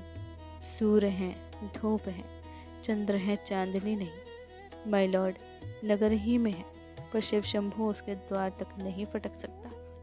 उसके घर चलकर होली खेलने तो विचार ही दूसरा है। माय लॉर्ड के घर तक प्रजा की बात नहीं पहुंच सकती, बात की हवा नहीं पहुंच सकती। जहांगीर की भांति उसने अपने शयनागार तक ऐसा कोई घंटा नहीं लगाया जिसकी जंजीर बाहर से हिलाकर प्रजा अपनी फरियाद उसे सुना सके। न आने को लगाने की आशा है। प्रजा की बोली वह नहीं समझता, उसकी बोली प्रजा नहीं समझती। प्रजा के मन का भाव वह न समझता है, न समझना चाहता है। उनके मन का भाव न प्रजा समझ सकती है, न समझने का कोई उपाय है। उसका दर्शन दुर्लभ है, द्वितीय कि चंद्र की भांति कभी कभी बहुत देर तक नजर गड़ाने से उसका चंद्रानंद दिख जाता है तो दिख जाता है। लोग उंगलियों से इशारे करते हैं कि वह है, किंतु दूज के चांद के उदय का भी एक समय है। लोग उसे जान सकते हैं। माय लॉर्ड के मुखचंद्र के उदय के लिए कोई समय भी नियत नहीं। अच्छा, जिस प्रकार इस देश के निवासी माय लॉर्ड का चंद्रानंद देखने को टकटकी लगाए रहते हैं, या जैसे शिव शंभू शर्मा के जी में अपने देश के माय लॉर्ड से होली खेलने की बात आई, इस प्रकार कभी माय लॉर्ड को भी इस देश के लोगों की सुध आती होगी। क्या कभी श्रीमान का जी होता होगा कि अपनी प्रजा में जिसके दंड मुंड के विधाता होकर आए हैं, किसी एक आदमी से मिलकर उसके मन की बात पूछे, या कुल आमोद प्रमोद की बातें करके उसके मन को टटोले। माय लॉर्ड को ड्यूटी का ध्यान दिलाना सूर्य को दीपक दिलाना है। वह स्वयं श्रीमुख से कह चुके हैं कि ड्यूटी में बंधा हुआ मैं इस देश में फिर आया। यह देश मुझे बहुत ही प्यारा है। इससे ड्यूटी और प्यार के बाद श्रीमान के कथन से ही तय हो जाती है। उसमें किसी प्रकार की हुज्जत उठाने की ज़रूरत नहीं। तथापि यह प्रश्न आपसे आप जी में उठता है कि इस देश की प्रजा से प्रजा के माई लॉर्ड का निकट होना और प्रजा के लोगों की बात जानना भी उस ड्यूटी की सीमा तक पहुंचता है या नहीं। यदि पहुंचता है तो क्या श्रीमान बता सकते हैं कि अपने 6 साल के लंबे शासन में इस देश की प्रजा को क्या जाना और उससे क्या संबंध उत्पन्न किया, जो पहरेदार सिर पर फेंटा बांधे हाथ में संगीनदार बंदूक लिए काठ के पुतलों की भांति गवर्नमेंट हाउस के द्वार दंडायमान रहते हैं, या छाया की मूर्ति की भांति जरा इधर उधर हिलते दिखाई देते हैं। कभी उनसे भूले भटके आपने पूछा है कि कैसे गुजरती है? किसी काले प्यादे चपरासी या खानसामा आदि से कभी आपने पूछा कि कैसे रहते हो? तुम्हारे देश की क्या हाल चाल है, क्या चाल ढाल है? तुम्हारे देश के लोग हमारे राज्य को कैसा समझते हैं? क्या इन नीचे दर्जे के नौकर चाकरों को कभी माई लॉर्ड के श्रीमुख से निकले हुए अमृत रूपी वचनों के सुनने का सौभाग्य प्राप्त हुआ, या खाली पेड़ों पर बैठी चिड़ियों का शब्द ही उनके कानों तक पहुँच कर रह गया?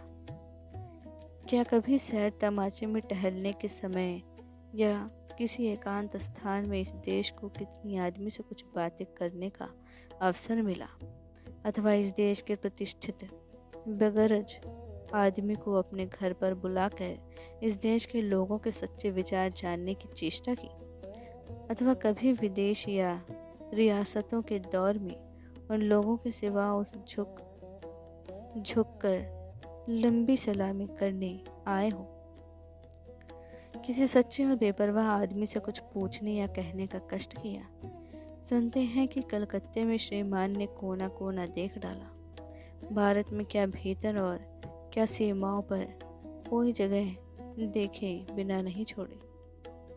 बहुतों का ऐसा ही विचार था, पर कलकत्ता यूनिवर्सिटी की परीक्षोत्तीर्ण छात्रों की सभा में चांसलर का जामा पहनकर माय लॉर्ड ने जो अभिज्ञता प्रकट की, उससे स्पष्ट हो गया कि जिन आँखों से श्रीमान ने देखा, उनमें इस देश की बातें ठीक देखने की शक्ति न थी।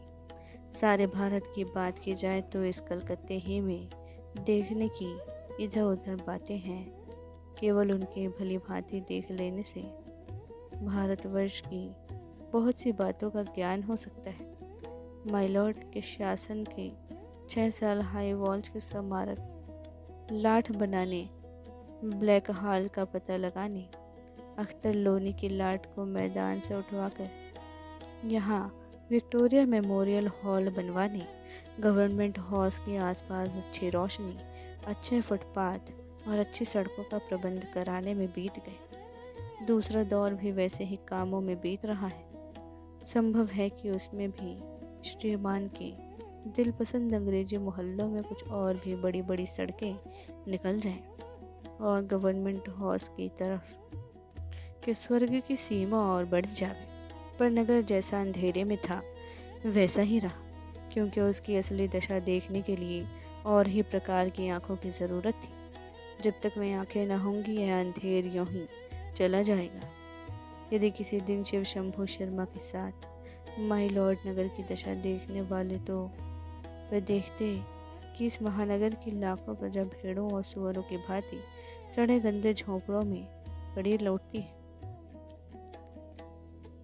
उनके आसपास सड़ी बदबू और मैले सड़े पानी के नाले बहते हैं। कीचड़ और कूड़े के ढेर चारों ओर लगे हुए हैं। उनके शरीरों पर मैले कुचैले फटे चिथड़े लिपटे हुए हैं। उनमें से बहुतों को आजीवन पेट भर अन्न और शरीर ढांकने को कपड़ा नहीं मिलता। जाड़ों में सर्दी से अकड़ कर रह जाते हैं और गर्मी में सड़कों पर घूमते तथा जहाँ तहाँ पड़ते फिरते हैं। बरसात में सड़े सीले घरों में भीगे पड़े रहते हैं। सारांश यह कि हर एक ऋतु की तीव्रता में सबसे आगे मृत्यु के पथ का वही अनुगमन करते हैं। मौत ही एक है जो उनकी दशा पर दया करके जल्द जल्द उन्हें जीवन रूपी रोग से कष्ट से छुड़ाती है। परंतु क्या इनमें भी बढ़कर और दृश्य नहीं है? हाँ है, पर जरा और स्थिरता से देखने की है। बालू में बिखरी हुई चीनी को हाथी अपने सूंड से नहीं उठा सकता। उसके लिए चिमटी की जिह्वा दरकार है। इसी कलकत्ते में, इसी इमारतों के नगर में, माई लॉर्ड की प्रजा में हजारों आदमी ऐसे हैं जिनको रहने को सड़ा झोपड़ा भी नहीं है। नालियों और सड़कों पर घूमते घूमते जहाँ जगह देखते हैं वहीं पड़े रहते हैं। पहरे वाला आकर डंडा लगाता है तो सरक कर दूसरी जगह जा पड़ते हैं। बीमार होते हैं तो सड़कों ही पर पड़े पांव पीट कर मर जाते हैं। कभी आग जलाकर खुले मैदान में पड़े रहते हैं, कभी कभी हलवाइयों की भट्टियों से चमट कर रात काट देते हैं। नित्य इनकी 2 बार लाशें जहाँ तहाँ से पड़ी हुई पुलिस उठाती है। भला माय लॉर्ड तक उनकी बात कौन पहुँचावे? दिल्ली दरबार में भी, जहाँ सारे भारत का वैभव एकत्र था, सैकड़ों ऐसे लोग दिल्ली के सड़कों पर पड़े दिखाई देते थे, परंतु उनकी ओर देखने वाला कोई न था। यदि माय लॉर्ड एक बार इन लोगों को देख पाते तो पूछने को जगह हो जाती कि वे लोग भी ब्रिटिश राज्य के सिटीजन हैं या नहीं। यदि हैं तो कृपा पूर्वक पता लगाइए कि उनके रहने के स्थान कहाँ हैं और ब्रिटिश राज्य से उनका क्या नाता है। क्या कहकर वे अपने राजा और उसके प्रतिनिधि को संबोधन करें। इन शब्दों में ब्रिटिश राज्य को आशीष दें। क्या यूँ कहें कि जिस ब्रिटिश राज्य में हम अपनी जन्मभूमि एक ओंगल भूमि के अधिकारी नहीं, जिसमें हमारे शरीर से फटे चिथड़े भी नहीं जुड़े और न कभी पापी पेट को पूरा अन्न मिला, उस राज्य की जय हो। उसका राज प्रतिनिधि हाथियों का जुलूस निकाल कर सबसे बड़े हाथी पर चंवर छत्र लगा कर निकले और स्वदेश में जाकर प्रजा के सुखी होने का डंका बजावे। इस देश में करोड़ों प्रजा ऐसी है जिसके लोग जब संध्या सवेरे किसी स्थान पर एकत्र होते हैं तो महाराज विक्रम की चर्चा करते हैं और उन राजा महाराजाओं की गुणावली वर्णन करते हैं जो प्रजा का दुख मिटाने और उनके अभावों का पता लगाने के लिए रातों को वेश बदल कर निकला करते थे। अकबर के प्रजा पालन की और बीरबल के लोकरंजन की कहानियाँ कहकर वे जी बहलाते थे और समझते हैं कि न्याय और सुख का समय बीत गया।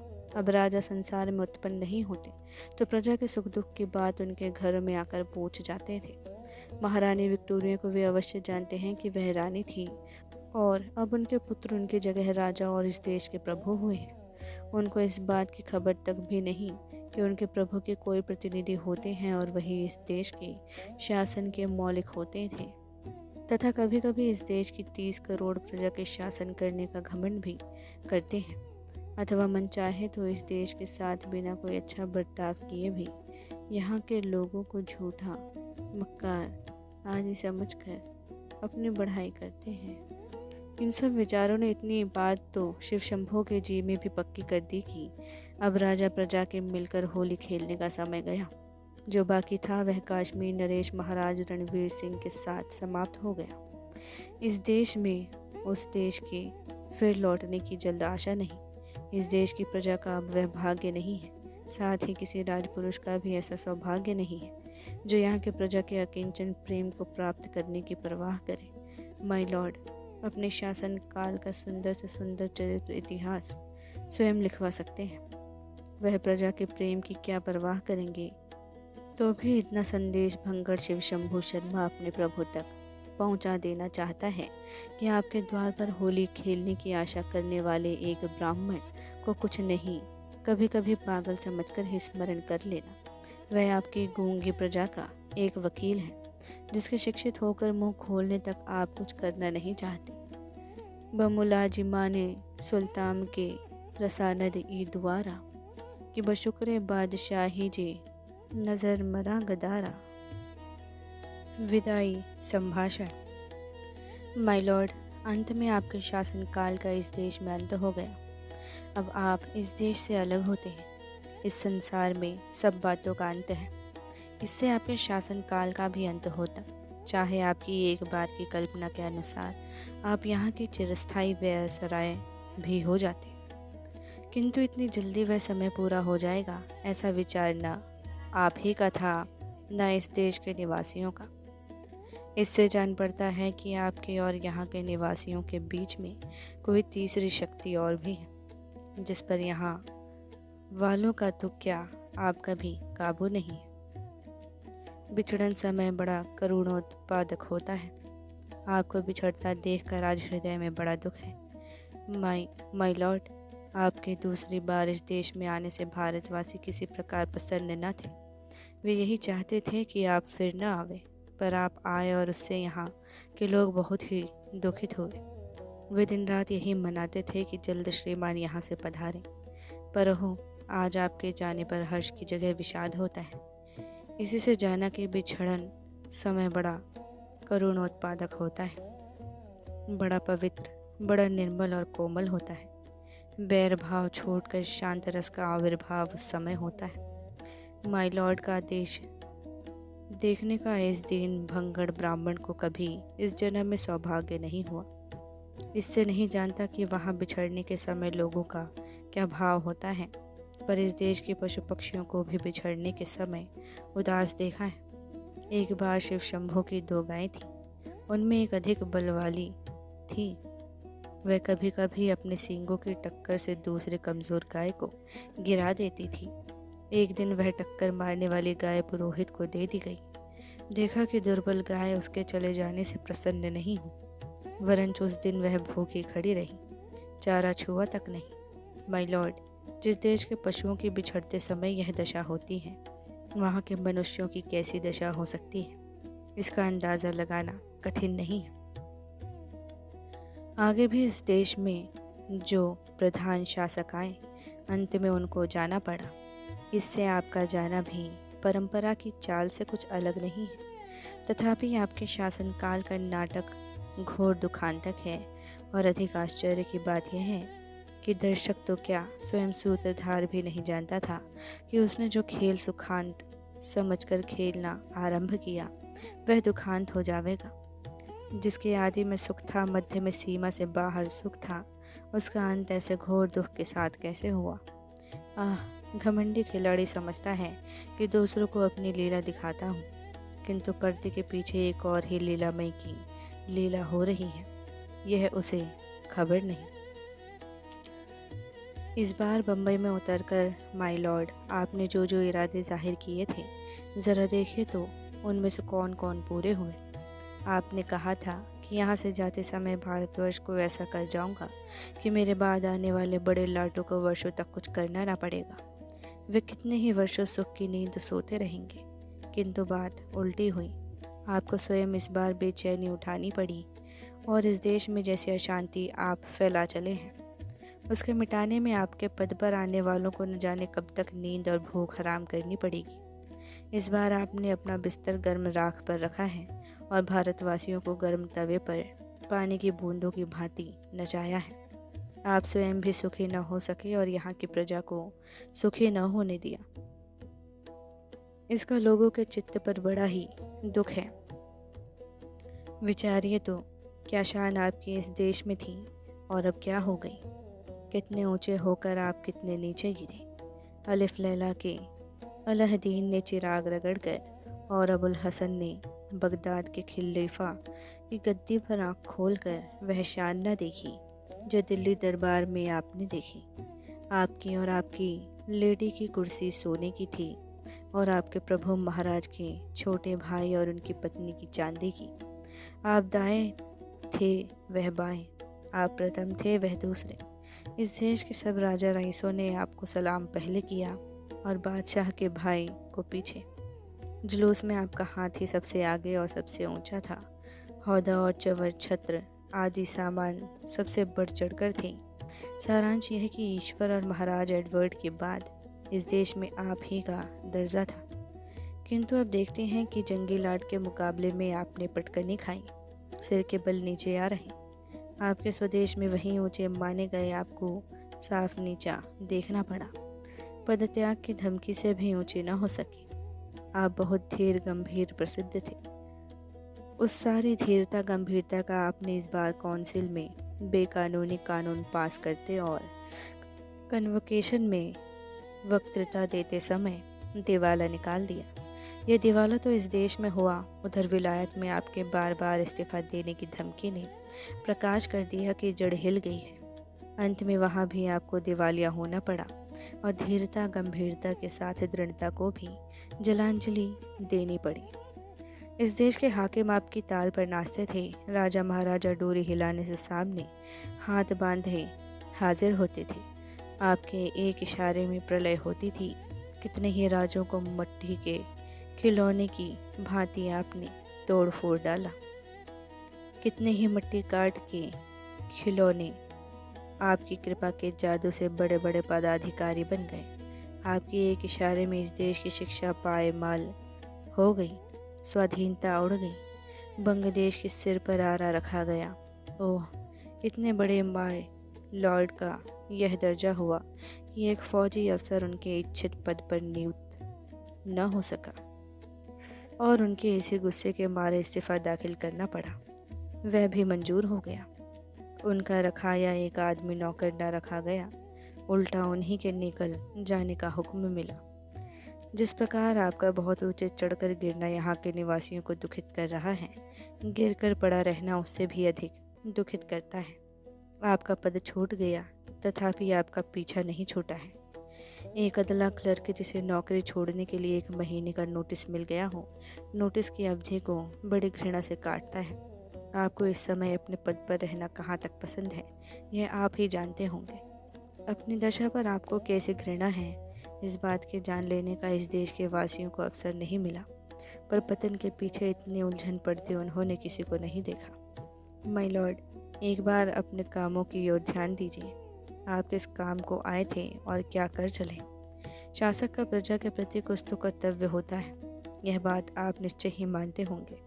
सो कृपा करके बतलाइए, क्या कर्तव्य आप इस देश की प्रजा के साथ पालन कर चले? क्या आंख बंद करके मनमाने हुक्म चलाना और किसी की कुछ न सुनने का नाम ही शासन है? क्या प्रजा की बात पर कभी कान न देना और उसको दबाकर उसकी मर्जी के विरुद्ध जिद्द से सब काम किए चले जाना ही शासन कहलाता है? एक काम ऐसा बताइए जिसमें आपने जिद छोड़कर प्रजा की बात पर ध्यान दिया हो।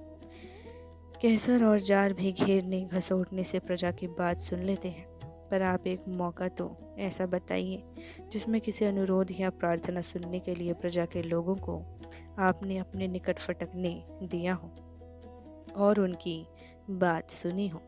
नादिर शाह ने जब दिल्ली में कत्लेआम किया तो आसिफ जाह के तलवार गले में डालकर प्रार्थना करने पर उसने कत्लेआम उसी दम रोक दिया। पर 8 करोड़ प्रजा के गिड़गिड़ाकर बंग विच्छेद न करने की प्रार्थना पर आपने वहाँ भी ध्यान नहीं दिया। इस समय आपकी शासन अवधि पूरी हो गई है, तथापि बंग विच्छेद किए बिना घर जाना आपको पसंद नहीं है। नादिर से भी बढ़कर आपकी जिद है। क्या आप समझते हैं कि आपकी जिद से प्रजा के जी में दुख नहीं होता? आप विचारिए तो, एक आदमी को आपके कहने पर पद न देने से आप नौकरी छोड़ जाते हैं। इस देश की प्रजा को भी यदि कहीं जाने की जगह होती तो क्या वह नाराज़ होकर इस देश को छोड़ न जाती? यहाँ की प्रजा ने आपकी ज़िद का फल यहीं देख लिया। उसने देख लिया कि आपकी जिस ज़िद ने इस देश की प्रजा को पीड़ित किया, आपको भी उसने कम पीड़ा न दी। यहाँ तक कि आप स्वयं उसके शिकार हुए। यहाँ की प्रजा वह प्रजा है जो अपने दुख और कष्टों की अपेक्षा परिणाम का अधिक ध्यान रखती है। वह जानती है कि संसार में सब चीज़ों का अंत है। दुख का समय भी एक दिन निकल आवेगा। इसी से सब दुखों को झेलकर, पराधीनता सहकर भी वह जीती है। माय लॉर्ड, इस कृतज्ञता की भूमि की महिमा आपने कुछ न समझी और न यहाँ की दीन प्रजा की श्रद्धा भक्ति अपने साथ ले जा सके। इसका बड़ा दुख है। इस देश को शिक्षितों को तो देखने की आपकी आंखों को ताब नहीं। अनपढ़ गूंगी प्रजा का नाम कभी कभी आपके मुंह से निकल जाया करता है। उसी अनपढ़ प्रजा में नर सुल्तान नाम की एक राजकुमार का गीत गाया जाता है। एक बार अपनी विपद के कई साल सुल्तान ने नरवगढ़ नाम के एक स्थान में काटे थे। वहाँ चौकीदारी से लेकर उसे एक ऊंचे पद तक काम करना पड़ा था।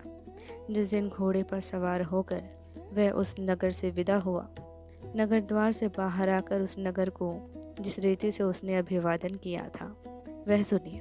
उसने आंखों में आंसू भरकर कहा, प्यारे नखरगढ़, मेरा प्रणाम ले। आज मैं तुझसे जुदा होता हूँ। तू मेरा अन्नदाता है।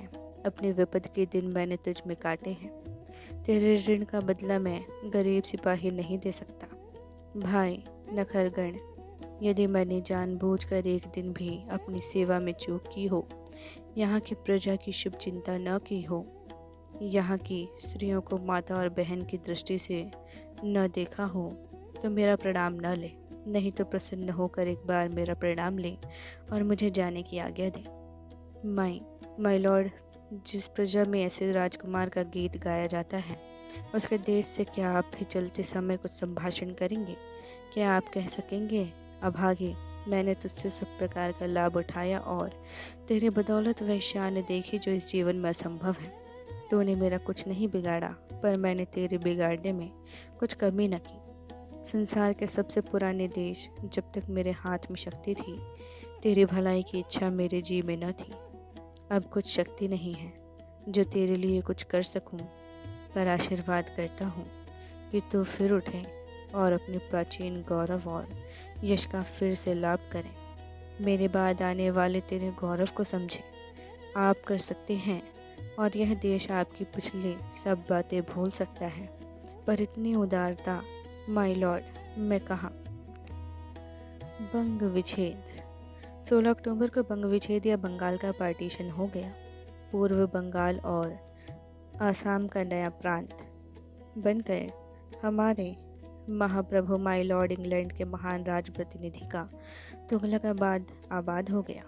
भंगर लोगों के पिछले रगड़े की भांति यही माई लाई की सबसे पिछली प्यारी इच्छा थी।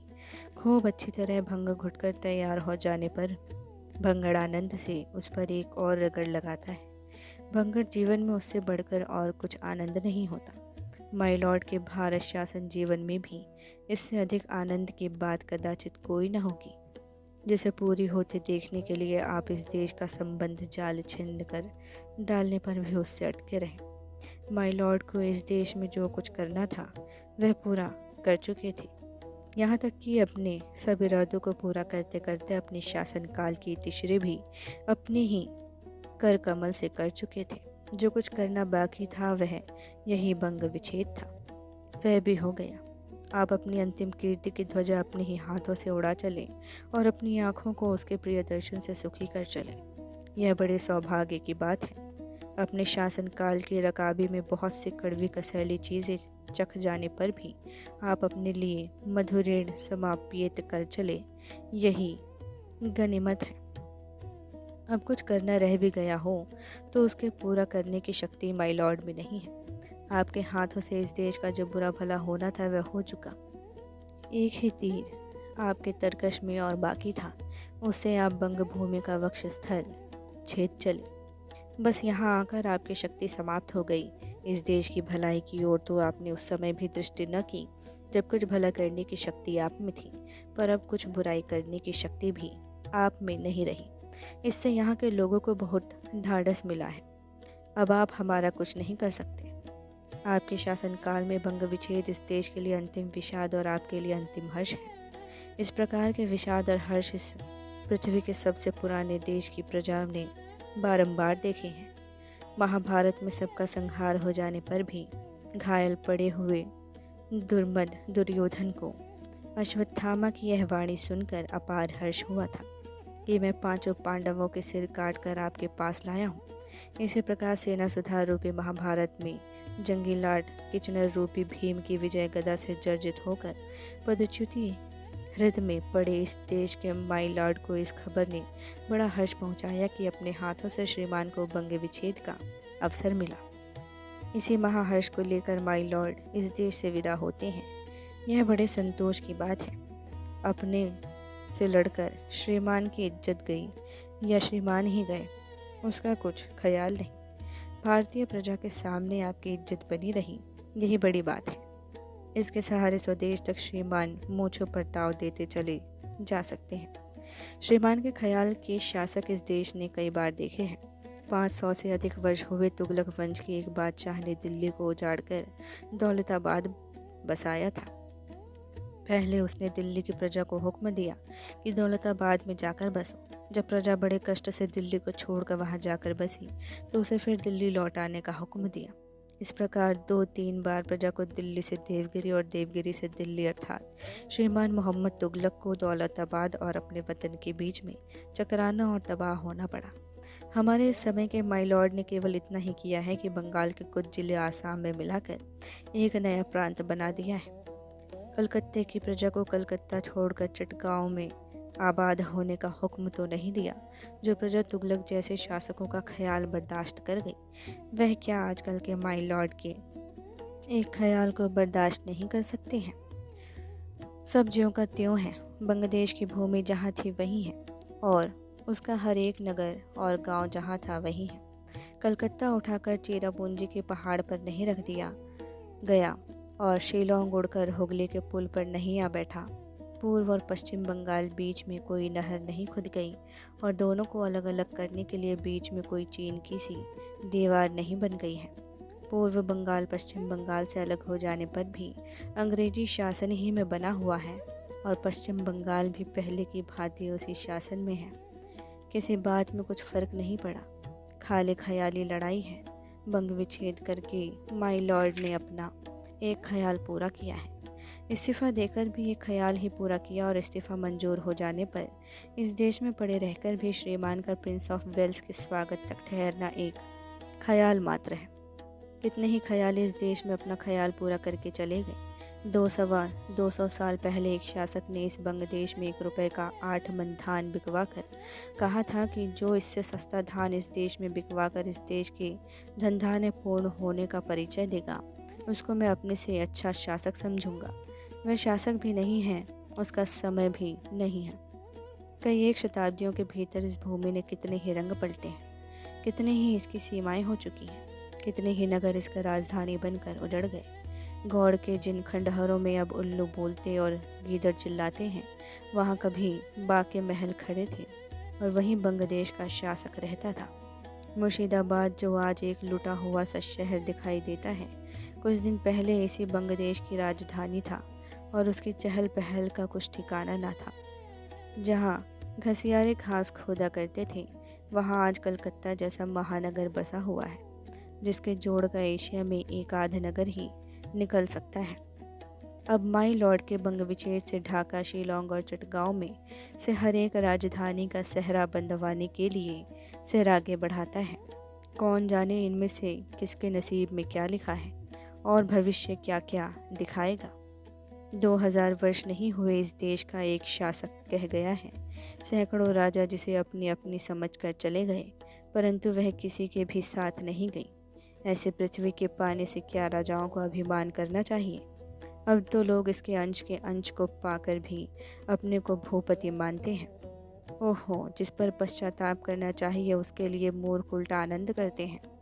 वही राजा और कहता है यह पृथ्वी मिट्टी का एक छोटा सा ढेला है जो चारों तरफ से समुद्र रूपी पानी की रेखा से घिरा हुआ है। राजा लोग आपस में लड़ भिड़ कर इस छोटे से ढेले के छोटे छोटे अंशों पर अपना अधिकार जमा कर राज्य करते हैं। ऐसे शूद्र और दरिद्री राजाओं को लोग दानी कहकर जांचने जाते हैं। ऐसे नीचों से धन की आशा करने वाले अधम पुरुषों को धिक्कार है। यह वह शासक था कि इस देश का चक्रवर्ती अधीश्वर होने पर भी एक दिन राजपाट को लात मारकर जंगलों और वनों में चला गया था। आज वही भारत एक ऐसे शासक का शासनकाल देख रहा है जो यहाँ का अधीश्वर नहीं है। कुछ नियत समय के लिए उसके हाथ में यहाँ का शासन भार दिया गया था, तो अभी इतना मोह में डूबा हुआ है कि स्वयं इस देश को त्याग कर भी इसे कुछ दिन और न त्यागने का लोभ संवरण न कर सका। यह बंग विच्छेद बंग का विच्छेद नहीं, बंग निवासी इससे विच्छिन्न नहीं वरंच और युक्त हो गए। जिन्होंने गत 16 अक्टूबर का दृश्य देखा है वे समझ हुए सकते हैं कि बंगदेश या भारतवर्ष में नहीं पृथ्वी भर में वह अपूर्व दृश्य था। आर्य संतान उस दिन अपने प्राचीन वेश में विचरण करती थी। बंग भूमि ऋषि मुनियों के समय की आर्य भूमि बनी हुई थी। किसी अपूर्व शक्ति ने उसको उस दिन एक राखी से बांध दिया था। बहुत काल के पश्चात भारत संतान को होश हुआ कि भारत की मिट्टी वंदना के योग्य है। इसी से वे एक स्वर से वंदे मातरम कहकर चिल्ला उठे। बंगाल के टुकड़े नहीं हुए, वरन भारत के अन्य टुकड़े भी बांग्लादेश से आकर चिमटे जाते हैं। हाँ, एक बड़े ही पवित्र मेल को हमारे माई लॉर्ड विच्छिन्न किए जाते हैं। वह इस देश के राजा प्रजा का मेल है। स्वर्गीय विक्टोरिया महारानी के घोषणा पत्र और शासन काल ने इस देश की प्रजा के जी में यह बात जमा दी थी कि अंग्रेज प्रजा की बात सुनकर और उसका मन रख कर शासन करना जानते हैं, और वह रंग के नहीं योग्यता के पक्षपाती हैं। केनिंग और रिपन आदि उदार हृदय शासकों ने अपने सुशासन से इस भाव की पुष्टि की थी। इस समय के महाप्रभु ने दिखा दिया कि वह पवित्र घोषणा पत्र समय पड़े की चाल मात्र था। अंग्रेज अपने ख्याल के सामने किसी की नहीं सुनते। विशेषकर दुर्बल भारतवासियों की चिल्लाहट का उनके जी में कुछ भी वजन नहीं है। इससे 8 करोड़ बंगालियों के एक स्वर होकर दिन रात महीने रोने गाने पर भी अंग्रेजी सरकार ने कुछ न सुना। बंगाल के 2 टुकड़े कर डाले। उसी माई लॉर्ड के हाथ से 2 टुकड़े कराए, जिसके कहने से उसने केवल एक मिलिट्री मेंबर रखना भी मंजूर नहीं किया, और उसके लिए माई लॉर्ड को नौकरी से अलग करना भी पसंद किया।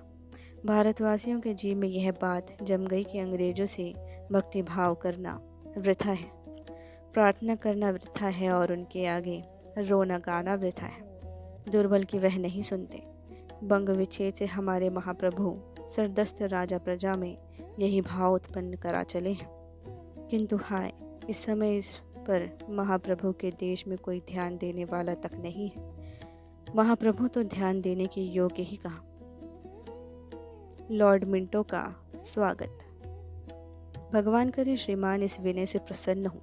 मैं इस भारत देश की मिट्टी से उत्पन्न होने वाला, इसका अन्न फल मूल आदि खाकर प्राण धारण करने वाला मिल जाए तो कुछ भोजन करने वाला, नहीं तो उपवास कर जाने वाला, यदि कभी कुछ भंग प्राप्त हो जाए तो उसे पीकर प्रसन्न होने वाला, जवानी बिताकर बुढ़ापे की ओर फुर्ती से कदम बढ़ाने वाला, और एक दिन प्राण विसर्जन करके इस मातृभूमि की वंदनीय मिट्टी में मिलकर चिर शांति लाभ करने की आशा रखने वाला शिव शंभु शर्मा इस देश की प्रजा का अभिनंदन पत्र ले के श्रीमान की सेवा में उपस्थित हुआ हूँ। इस देश की प्रजा श्रीमान का हृदय से स्वागत करती है। आप उसके राजा के प्रतिनिधि होकर आए हैं। 5 साल तक इस देश की 30 करोड़ प्रजा के रक्षण, पालन और शासन का भार राजा ने आपको सौंपा। इससे यहाँ की प्रजा आपको राजा के तुल्य मानकर आपका स्वागत करती है और आपके इस महान पद पर प्रतिष्ठित होने के लिए हर्ष प्रकाश करती है। भाग्य से आप इस देश के प्रजा के शासक हुए हैं, अर्थात यहाँ की प्रजा की इच्छा से आप यहाँ के शासक नियत नहीं हुए। न यहाँ की प्रजा उस समय तक आपके विषय में कुछ जानती थी जब भी उसने श्रीमान के इस नियोग की खबर सुनी। किसी को श्रीमान की ओर का कुछ भी गुमान न था। आपके नियोग की खबर इस देश में बिना मेघ की वर्षा की भांति अचानक आ गिरी। जब भी यहाँ की प्रजा श्रीमान के विषय में कुछ नहीं समझती है, तथापि उसे आपके नियोग से हर्ष हुआ। आपको पाकर वह वैसी ही प्रसन्न हुई है जैसे डूबता थाह पाकर प्रसन्न होता है। उसने सोचा कि आप तक पहुंच जाने से उसकी सब विपदों की इति हो जाएगी। भाग्यवानों से कुछ न कुछ संबंध निकाल लेना संसार की चाल है।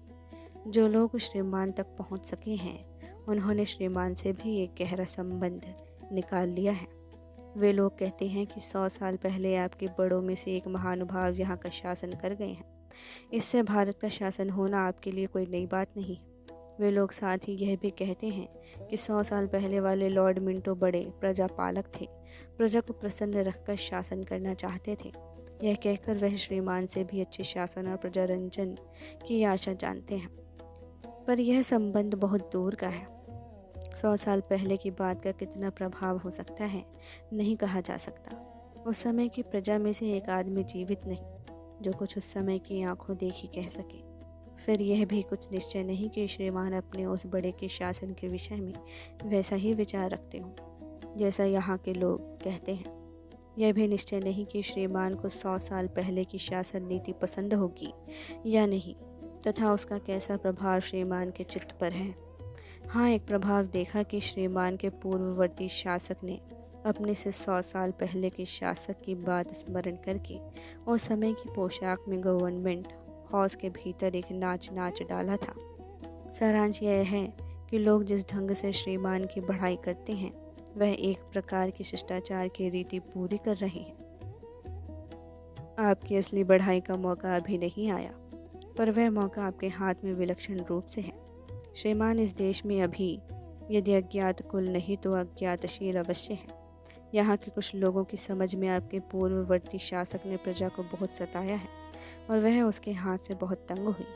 वह समझते हैं कि आप उन पीड़ाओं को दूर कर देंगे जो आपका पूर्ववर्ती शासक यहाँ फैला गया है। इसी से वह दौड़कर आपके द्वार पर जाते हैं। यह कदापि न समझिए कि आपके किसी गुण पर मोहित होकर जाते हैं। वह जैसे आंखों पर पट्टी बांधे जाते हैं वैसे ही चले आते हैं। जिस अंधेरे में हैं उसी में रहते हैं। अब यह कैसे मालूम हो कि जिन बातों को कष्ट मानते हैं उन्हें श्रीमान भी कष्ट ही मानते हों, अथवा आपके पूर्ववर्ती शासक ने जो काम किए आप भी उन्हें अन्याय भरे काम मानते हो। साथ एक और बात है, प्रजा के लोगों की पहुंच श्रीमान तक बहुत कठिन है, पर आपका पूर्ववर्ती शासक आपसे पहले ही मिल चुका और जो कहना था वह कह गया। कैसे जाना जाए कि आप उसकी बात पर ध्यान न देकर प्रजा की बात पर ध्यान देंगे। इस देश में पदार्पण करने के बाद जहां आपको जरा भी खड़ा होना पड़ा है वहीं उन लोगों से घिर हुए रहे हैं जिन्हें आपके पूर्ववर्ती शासक का शासन पसंद है, उसकी बात बनाए रखने को अपनी इज्जत समझते हैं। अब भी श्रीमान चारों ओर से उन्हीं लोगों के घेरे में है। कुछ करने धरने की बात तो अलग रही, श्रीमान के विचारों को भी इतनी स्वाधीनता नहीं है कि उन लोगों के बिठाए चौकी पहरे को जरा भी उल्लंघन कर सकें। इस पर गजब यह कि श्रीमान को इतनी भी खबर नहीं कि श्रीमान की स्वाधीनता पर इतने पहरे बैठे हुए हैं। हाँ, यह खबर हो जाए तो वह हट सकते हैं। जिस दिन श्रीमान ने इस राजधानी पर पदार्पण करके इसका सौभाग्य बढ़ाया, जिस दिन प्रजा के कुछ लोगों का समूह सड़क के किनारे पर खड़ा होकर श्रीमान को बड़ी कठिनाई से एक दृष्टि देख पाया, इसके लिए पुलिस पहरे वालों की गली में घुसे और धक्के भी बर्दाश्त किए। बस उन लोगों ने श्रीमान के श्रीमुख की एक झलक देख ली। कुछ कहने सुनने का अवसर उन्हें न मिला, न सहज में मिल सकता था। हजूर ने किसी को बुलाकर कुछ पूछताछ न की, न सही उसका कुछ अरमान नहीं, पर जो लोग दौड़कर कुछ कहने सुनने की आशा से हुजूर के द्वार तक गए थे उन्हें भी उल्टे पांव लौट आना पड़ा। ऐसी आशा अंततः प्रजा को आपसे न थी। इस समय वह अपनी आशा के खड़े होने के लिए स्थान नहीं पाती है। एक बार एक छोटा सा लड़का अपनी सौतेली माता से खाने को रोटी मांग रहा था। सौतेली माँ कुछ काम में लगी थी। लड़के के चिल्लाने से तंग होकर उसने उसे एक बहुत ऊंची ताक में बिठा दिया। बेचारा भूख और रोटी दोनों को भूल नीचे उतार लेने के लिए रो रो कर प्रार्थना करने लगा, क्योंकि उसे ऊंची ताक से गिरकर मरने का भय हो रहा था। इतने में उस लड़के का पिता आ गया। उसने पिता से बहुत गिड़गिड़ा कर नीचे उतार लेने की प्रार्थना की, पर सौतेली माता ने पति को डांट कर कहा कि खबरदार, इस शरीर लड़के को वहीं टंगे रहने दो। इतने मुझे बड़ा दुख किया है। इस बालक की सी दशा इस समय इस देश की प्रजा की है। श्रीमान से वह इस समय ताक से उतार लेने की प्रार्थना करती हैं, रोटी नहीं मांगती। जो अत्याचार उस पर श्रीमान के पधारने के कुछ दिन पहले से आरंभ हुआ है उसे दूर करने के लिए गिड़गिड़ाती हैं, रोटी नहीं मांगती। बस इतने ही में श्रीमान प्रजा को प्रसन्न कर सकते हैं। सुनाम पाने का यह बहुत ही अच्छा अवसर है, यदि श्रीमान को उसकी कुछ परवाह हो। आशा मनुष्य को बहुत लुभाती है, विशेषकर दुर्बल को परम कष्ट देती है। श्रीमान ने इस देश में पदार्पण करके बम्बई में कहा और यहाँ भी एक बार कहा कि अपने शासनकाल में श्रीमान इस देश में सुख शांति चाहते हैं। इससे यहाँ की प्रजा को बड़ी आशा हुई थी कि वह ताक से नीचे उतार ली जाएगी, पर श्रीमान के दोहे कामों तथा कौंसिल के उत्तर ने उस आशा को ढीला कर डाला है। उसे ताक से उतरने का भरोसा भी नहीं रहा। अभी कुछ दिन हुए आपके एक लेफ्टिनेंट ने कहा था कि मेरी दशा उस आदमी की सी है जिसकी एक हिंदू और एक उस मुसलमान दो जोरू हो। हिंदू जोरू नाराज़ रहती हो और मुसलमान जोरू प्रसन्न। इससे वह हिंदू जोरू को हटाकर मुसलमान बीवी से खूब प्रेम करने लगी। श्रीमान के उस लेफ्टिनेंट की ठीक वैसी दशा है या नहीं कहा नहीं जा सकता, पर श्रीमान की दशा ठीक उस लड़के के पिता की सी है जिसकी कहानी ऊपर कही गई है। उधर उसका लड़का ताक में बैठा नीचे उतरने के लिए रोता है और इधर उसके नवीन सुंदर स्त्री लड़के को खूब डराने के लिए पति पर आंखें लाल करती है। प्रजा और प्रेस्टीज दो ख्यालों में श्रीमान फंसे हैं। प्रजा ताक का बालक है और प्रेस्टीज नवीन सुंदरी पत्नी कितनी बात रखेंगी। यदि दया और वात्सल्य भाव श्रीमान के हृदय में प्रबल हो तो प्रजा की ओर ध्यान होगा, नहीं तो प्रेस्टीज की ओर लुढ़कना ही स्वाभाविक है। अब यह विषय श्रीमान ही के विचारने की योग्य है कि प्रजा की ओर देखना कर्तव्य है या प्रेस्टीज की ओर। आप प्रजा की रक्षा के लिए आए हैं या प्रेस्टीज की। यदि आपके ख्याल में प्रजा रूपी लड़का ताक में बैठा रोया करे और उतारो उतारो पुकारा करे, इसी में उसका सुख और शांति है, तो उसे ताक के में टंगा रहने दीजिए जैसा कि इस समय रहने दिया है। यदि उसे वहाँ से उतार कर कुछ खाने पीने को देने में सुख है तो वैसा किया जा सकता है। यह भी हो सकता है कि उसकी विमाता को प्रसन्न करके उसे उतरवा लिया जाए। इसमें प्रजा और प्रेस्टीज दोनों की रक्षा है। जो बात आपको भली लगे वही कीजिए, कर्तव्य समझिए वही कीजिए। इस देश की प्रजा को अब कुछ कहने सुनने का साहस नहीं रहा। अपने भाग्य पर उसे भरोसा नहीं, अपनी प्रार्थना के स्वीकार होने का विश्वास नहीं। उसने अपने को निराशा के हवाले कर दिया है। एक विनय और भी साथ साथ किया जाता है कि इस देश में श्रीमान जो चाहे बेखटके कर सकते हैं। किसी बात के लिए विचारने या सोच में जाने की ज़रूरत नहीं। प्रशंसा करने वाले अब और चलते समय बराबर आपको घेरे रहेंगे। आप देख ही रही हैं कि कैसे सुंदर बास्केटों में रखकर लंबी चौड़ी प्रशंसा भरे एड्रेस लेकर लोग आपकी सेवा में उपस्थित होते हैं। श्रीमान उन्हें बुलाते भी नहीं, किसी प्रकार की आशा भी नहीं दिलाते, पर वे आते हैं। इसी प्रकार हुजूर जब इस देश को छोड़ जाएंगे तो हुजूर वाला को बहुत से एड्रेस उन लोगों से मिलेंगे जिनका हुजूर ने कभी कुछ भला नहीं किया। बहुत लोग हुजूर की एक मूर्ति के लिए खनाखन रुपए गिन देंगे, जैसे कि हुजूर की पूर्ववर्ती वायसराय की मूर्ति के लिए गिने जा रहे हैं। प्रजा उस शासक की कड़ाई के लिए लाख रोती है, पर इसी देश के धन से उसकी मूर्ति बनती है। विनय हो चुका, अब भगवान से प्रार्थना है कि श्रीमान का प्रताप बढ़े, यश बढ़े और जब तक यहाँ रहें आनंद से रहें। यहाँ की प्रजा के लिए जैसा उचित समझे करें। यद्यपि इस देश के लोगों की प्रार्थना कुछ प्रार्थना नहीं है, पर प्रार्थना की रीति है, इससे की जाती है। दोस्तों, बाल मुकुंद गुप्त द्वारा रचित निबंध शिव शंभू के चिट्ठे का वाचन पूर्ण हुआ। इसी तरह के और ऑडियोज़ को सुनने के लिए चैनल को सब्सक्राइब करें एवं हमारे साथ इस सफ़र में आगे बढ़ें। धन्यवाद।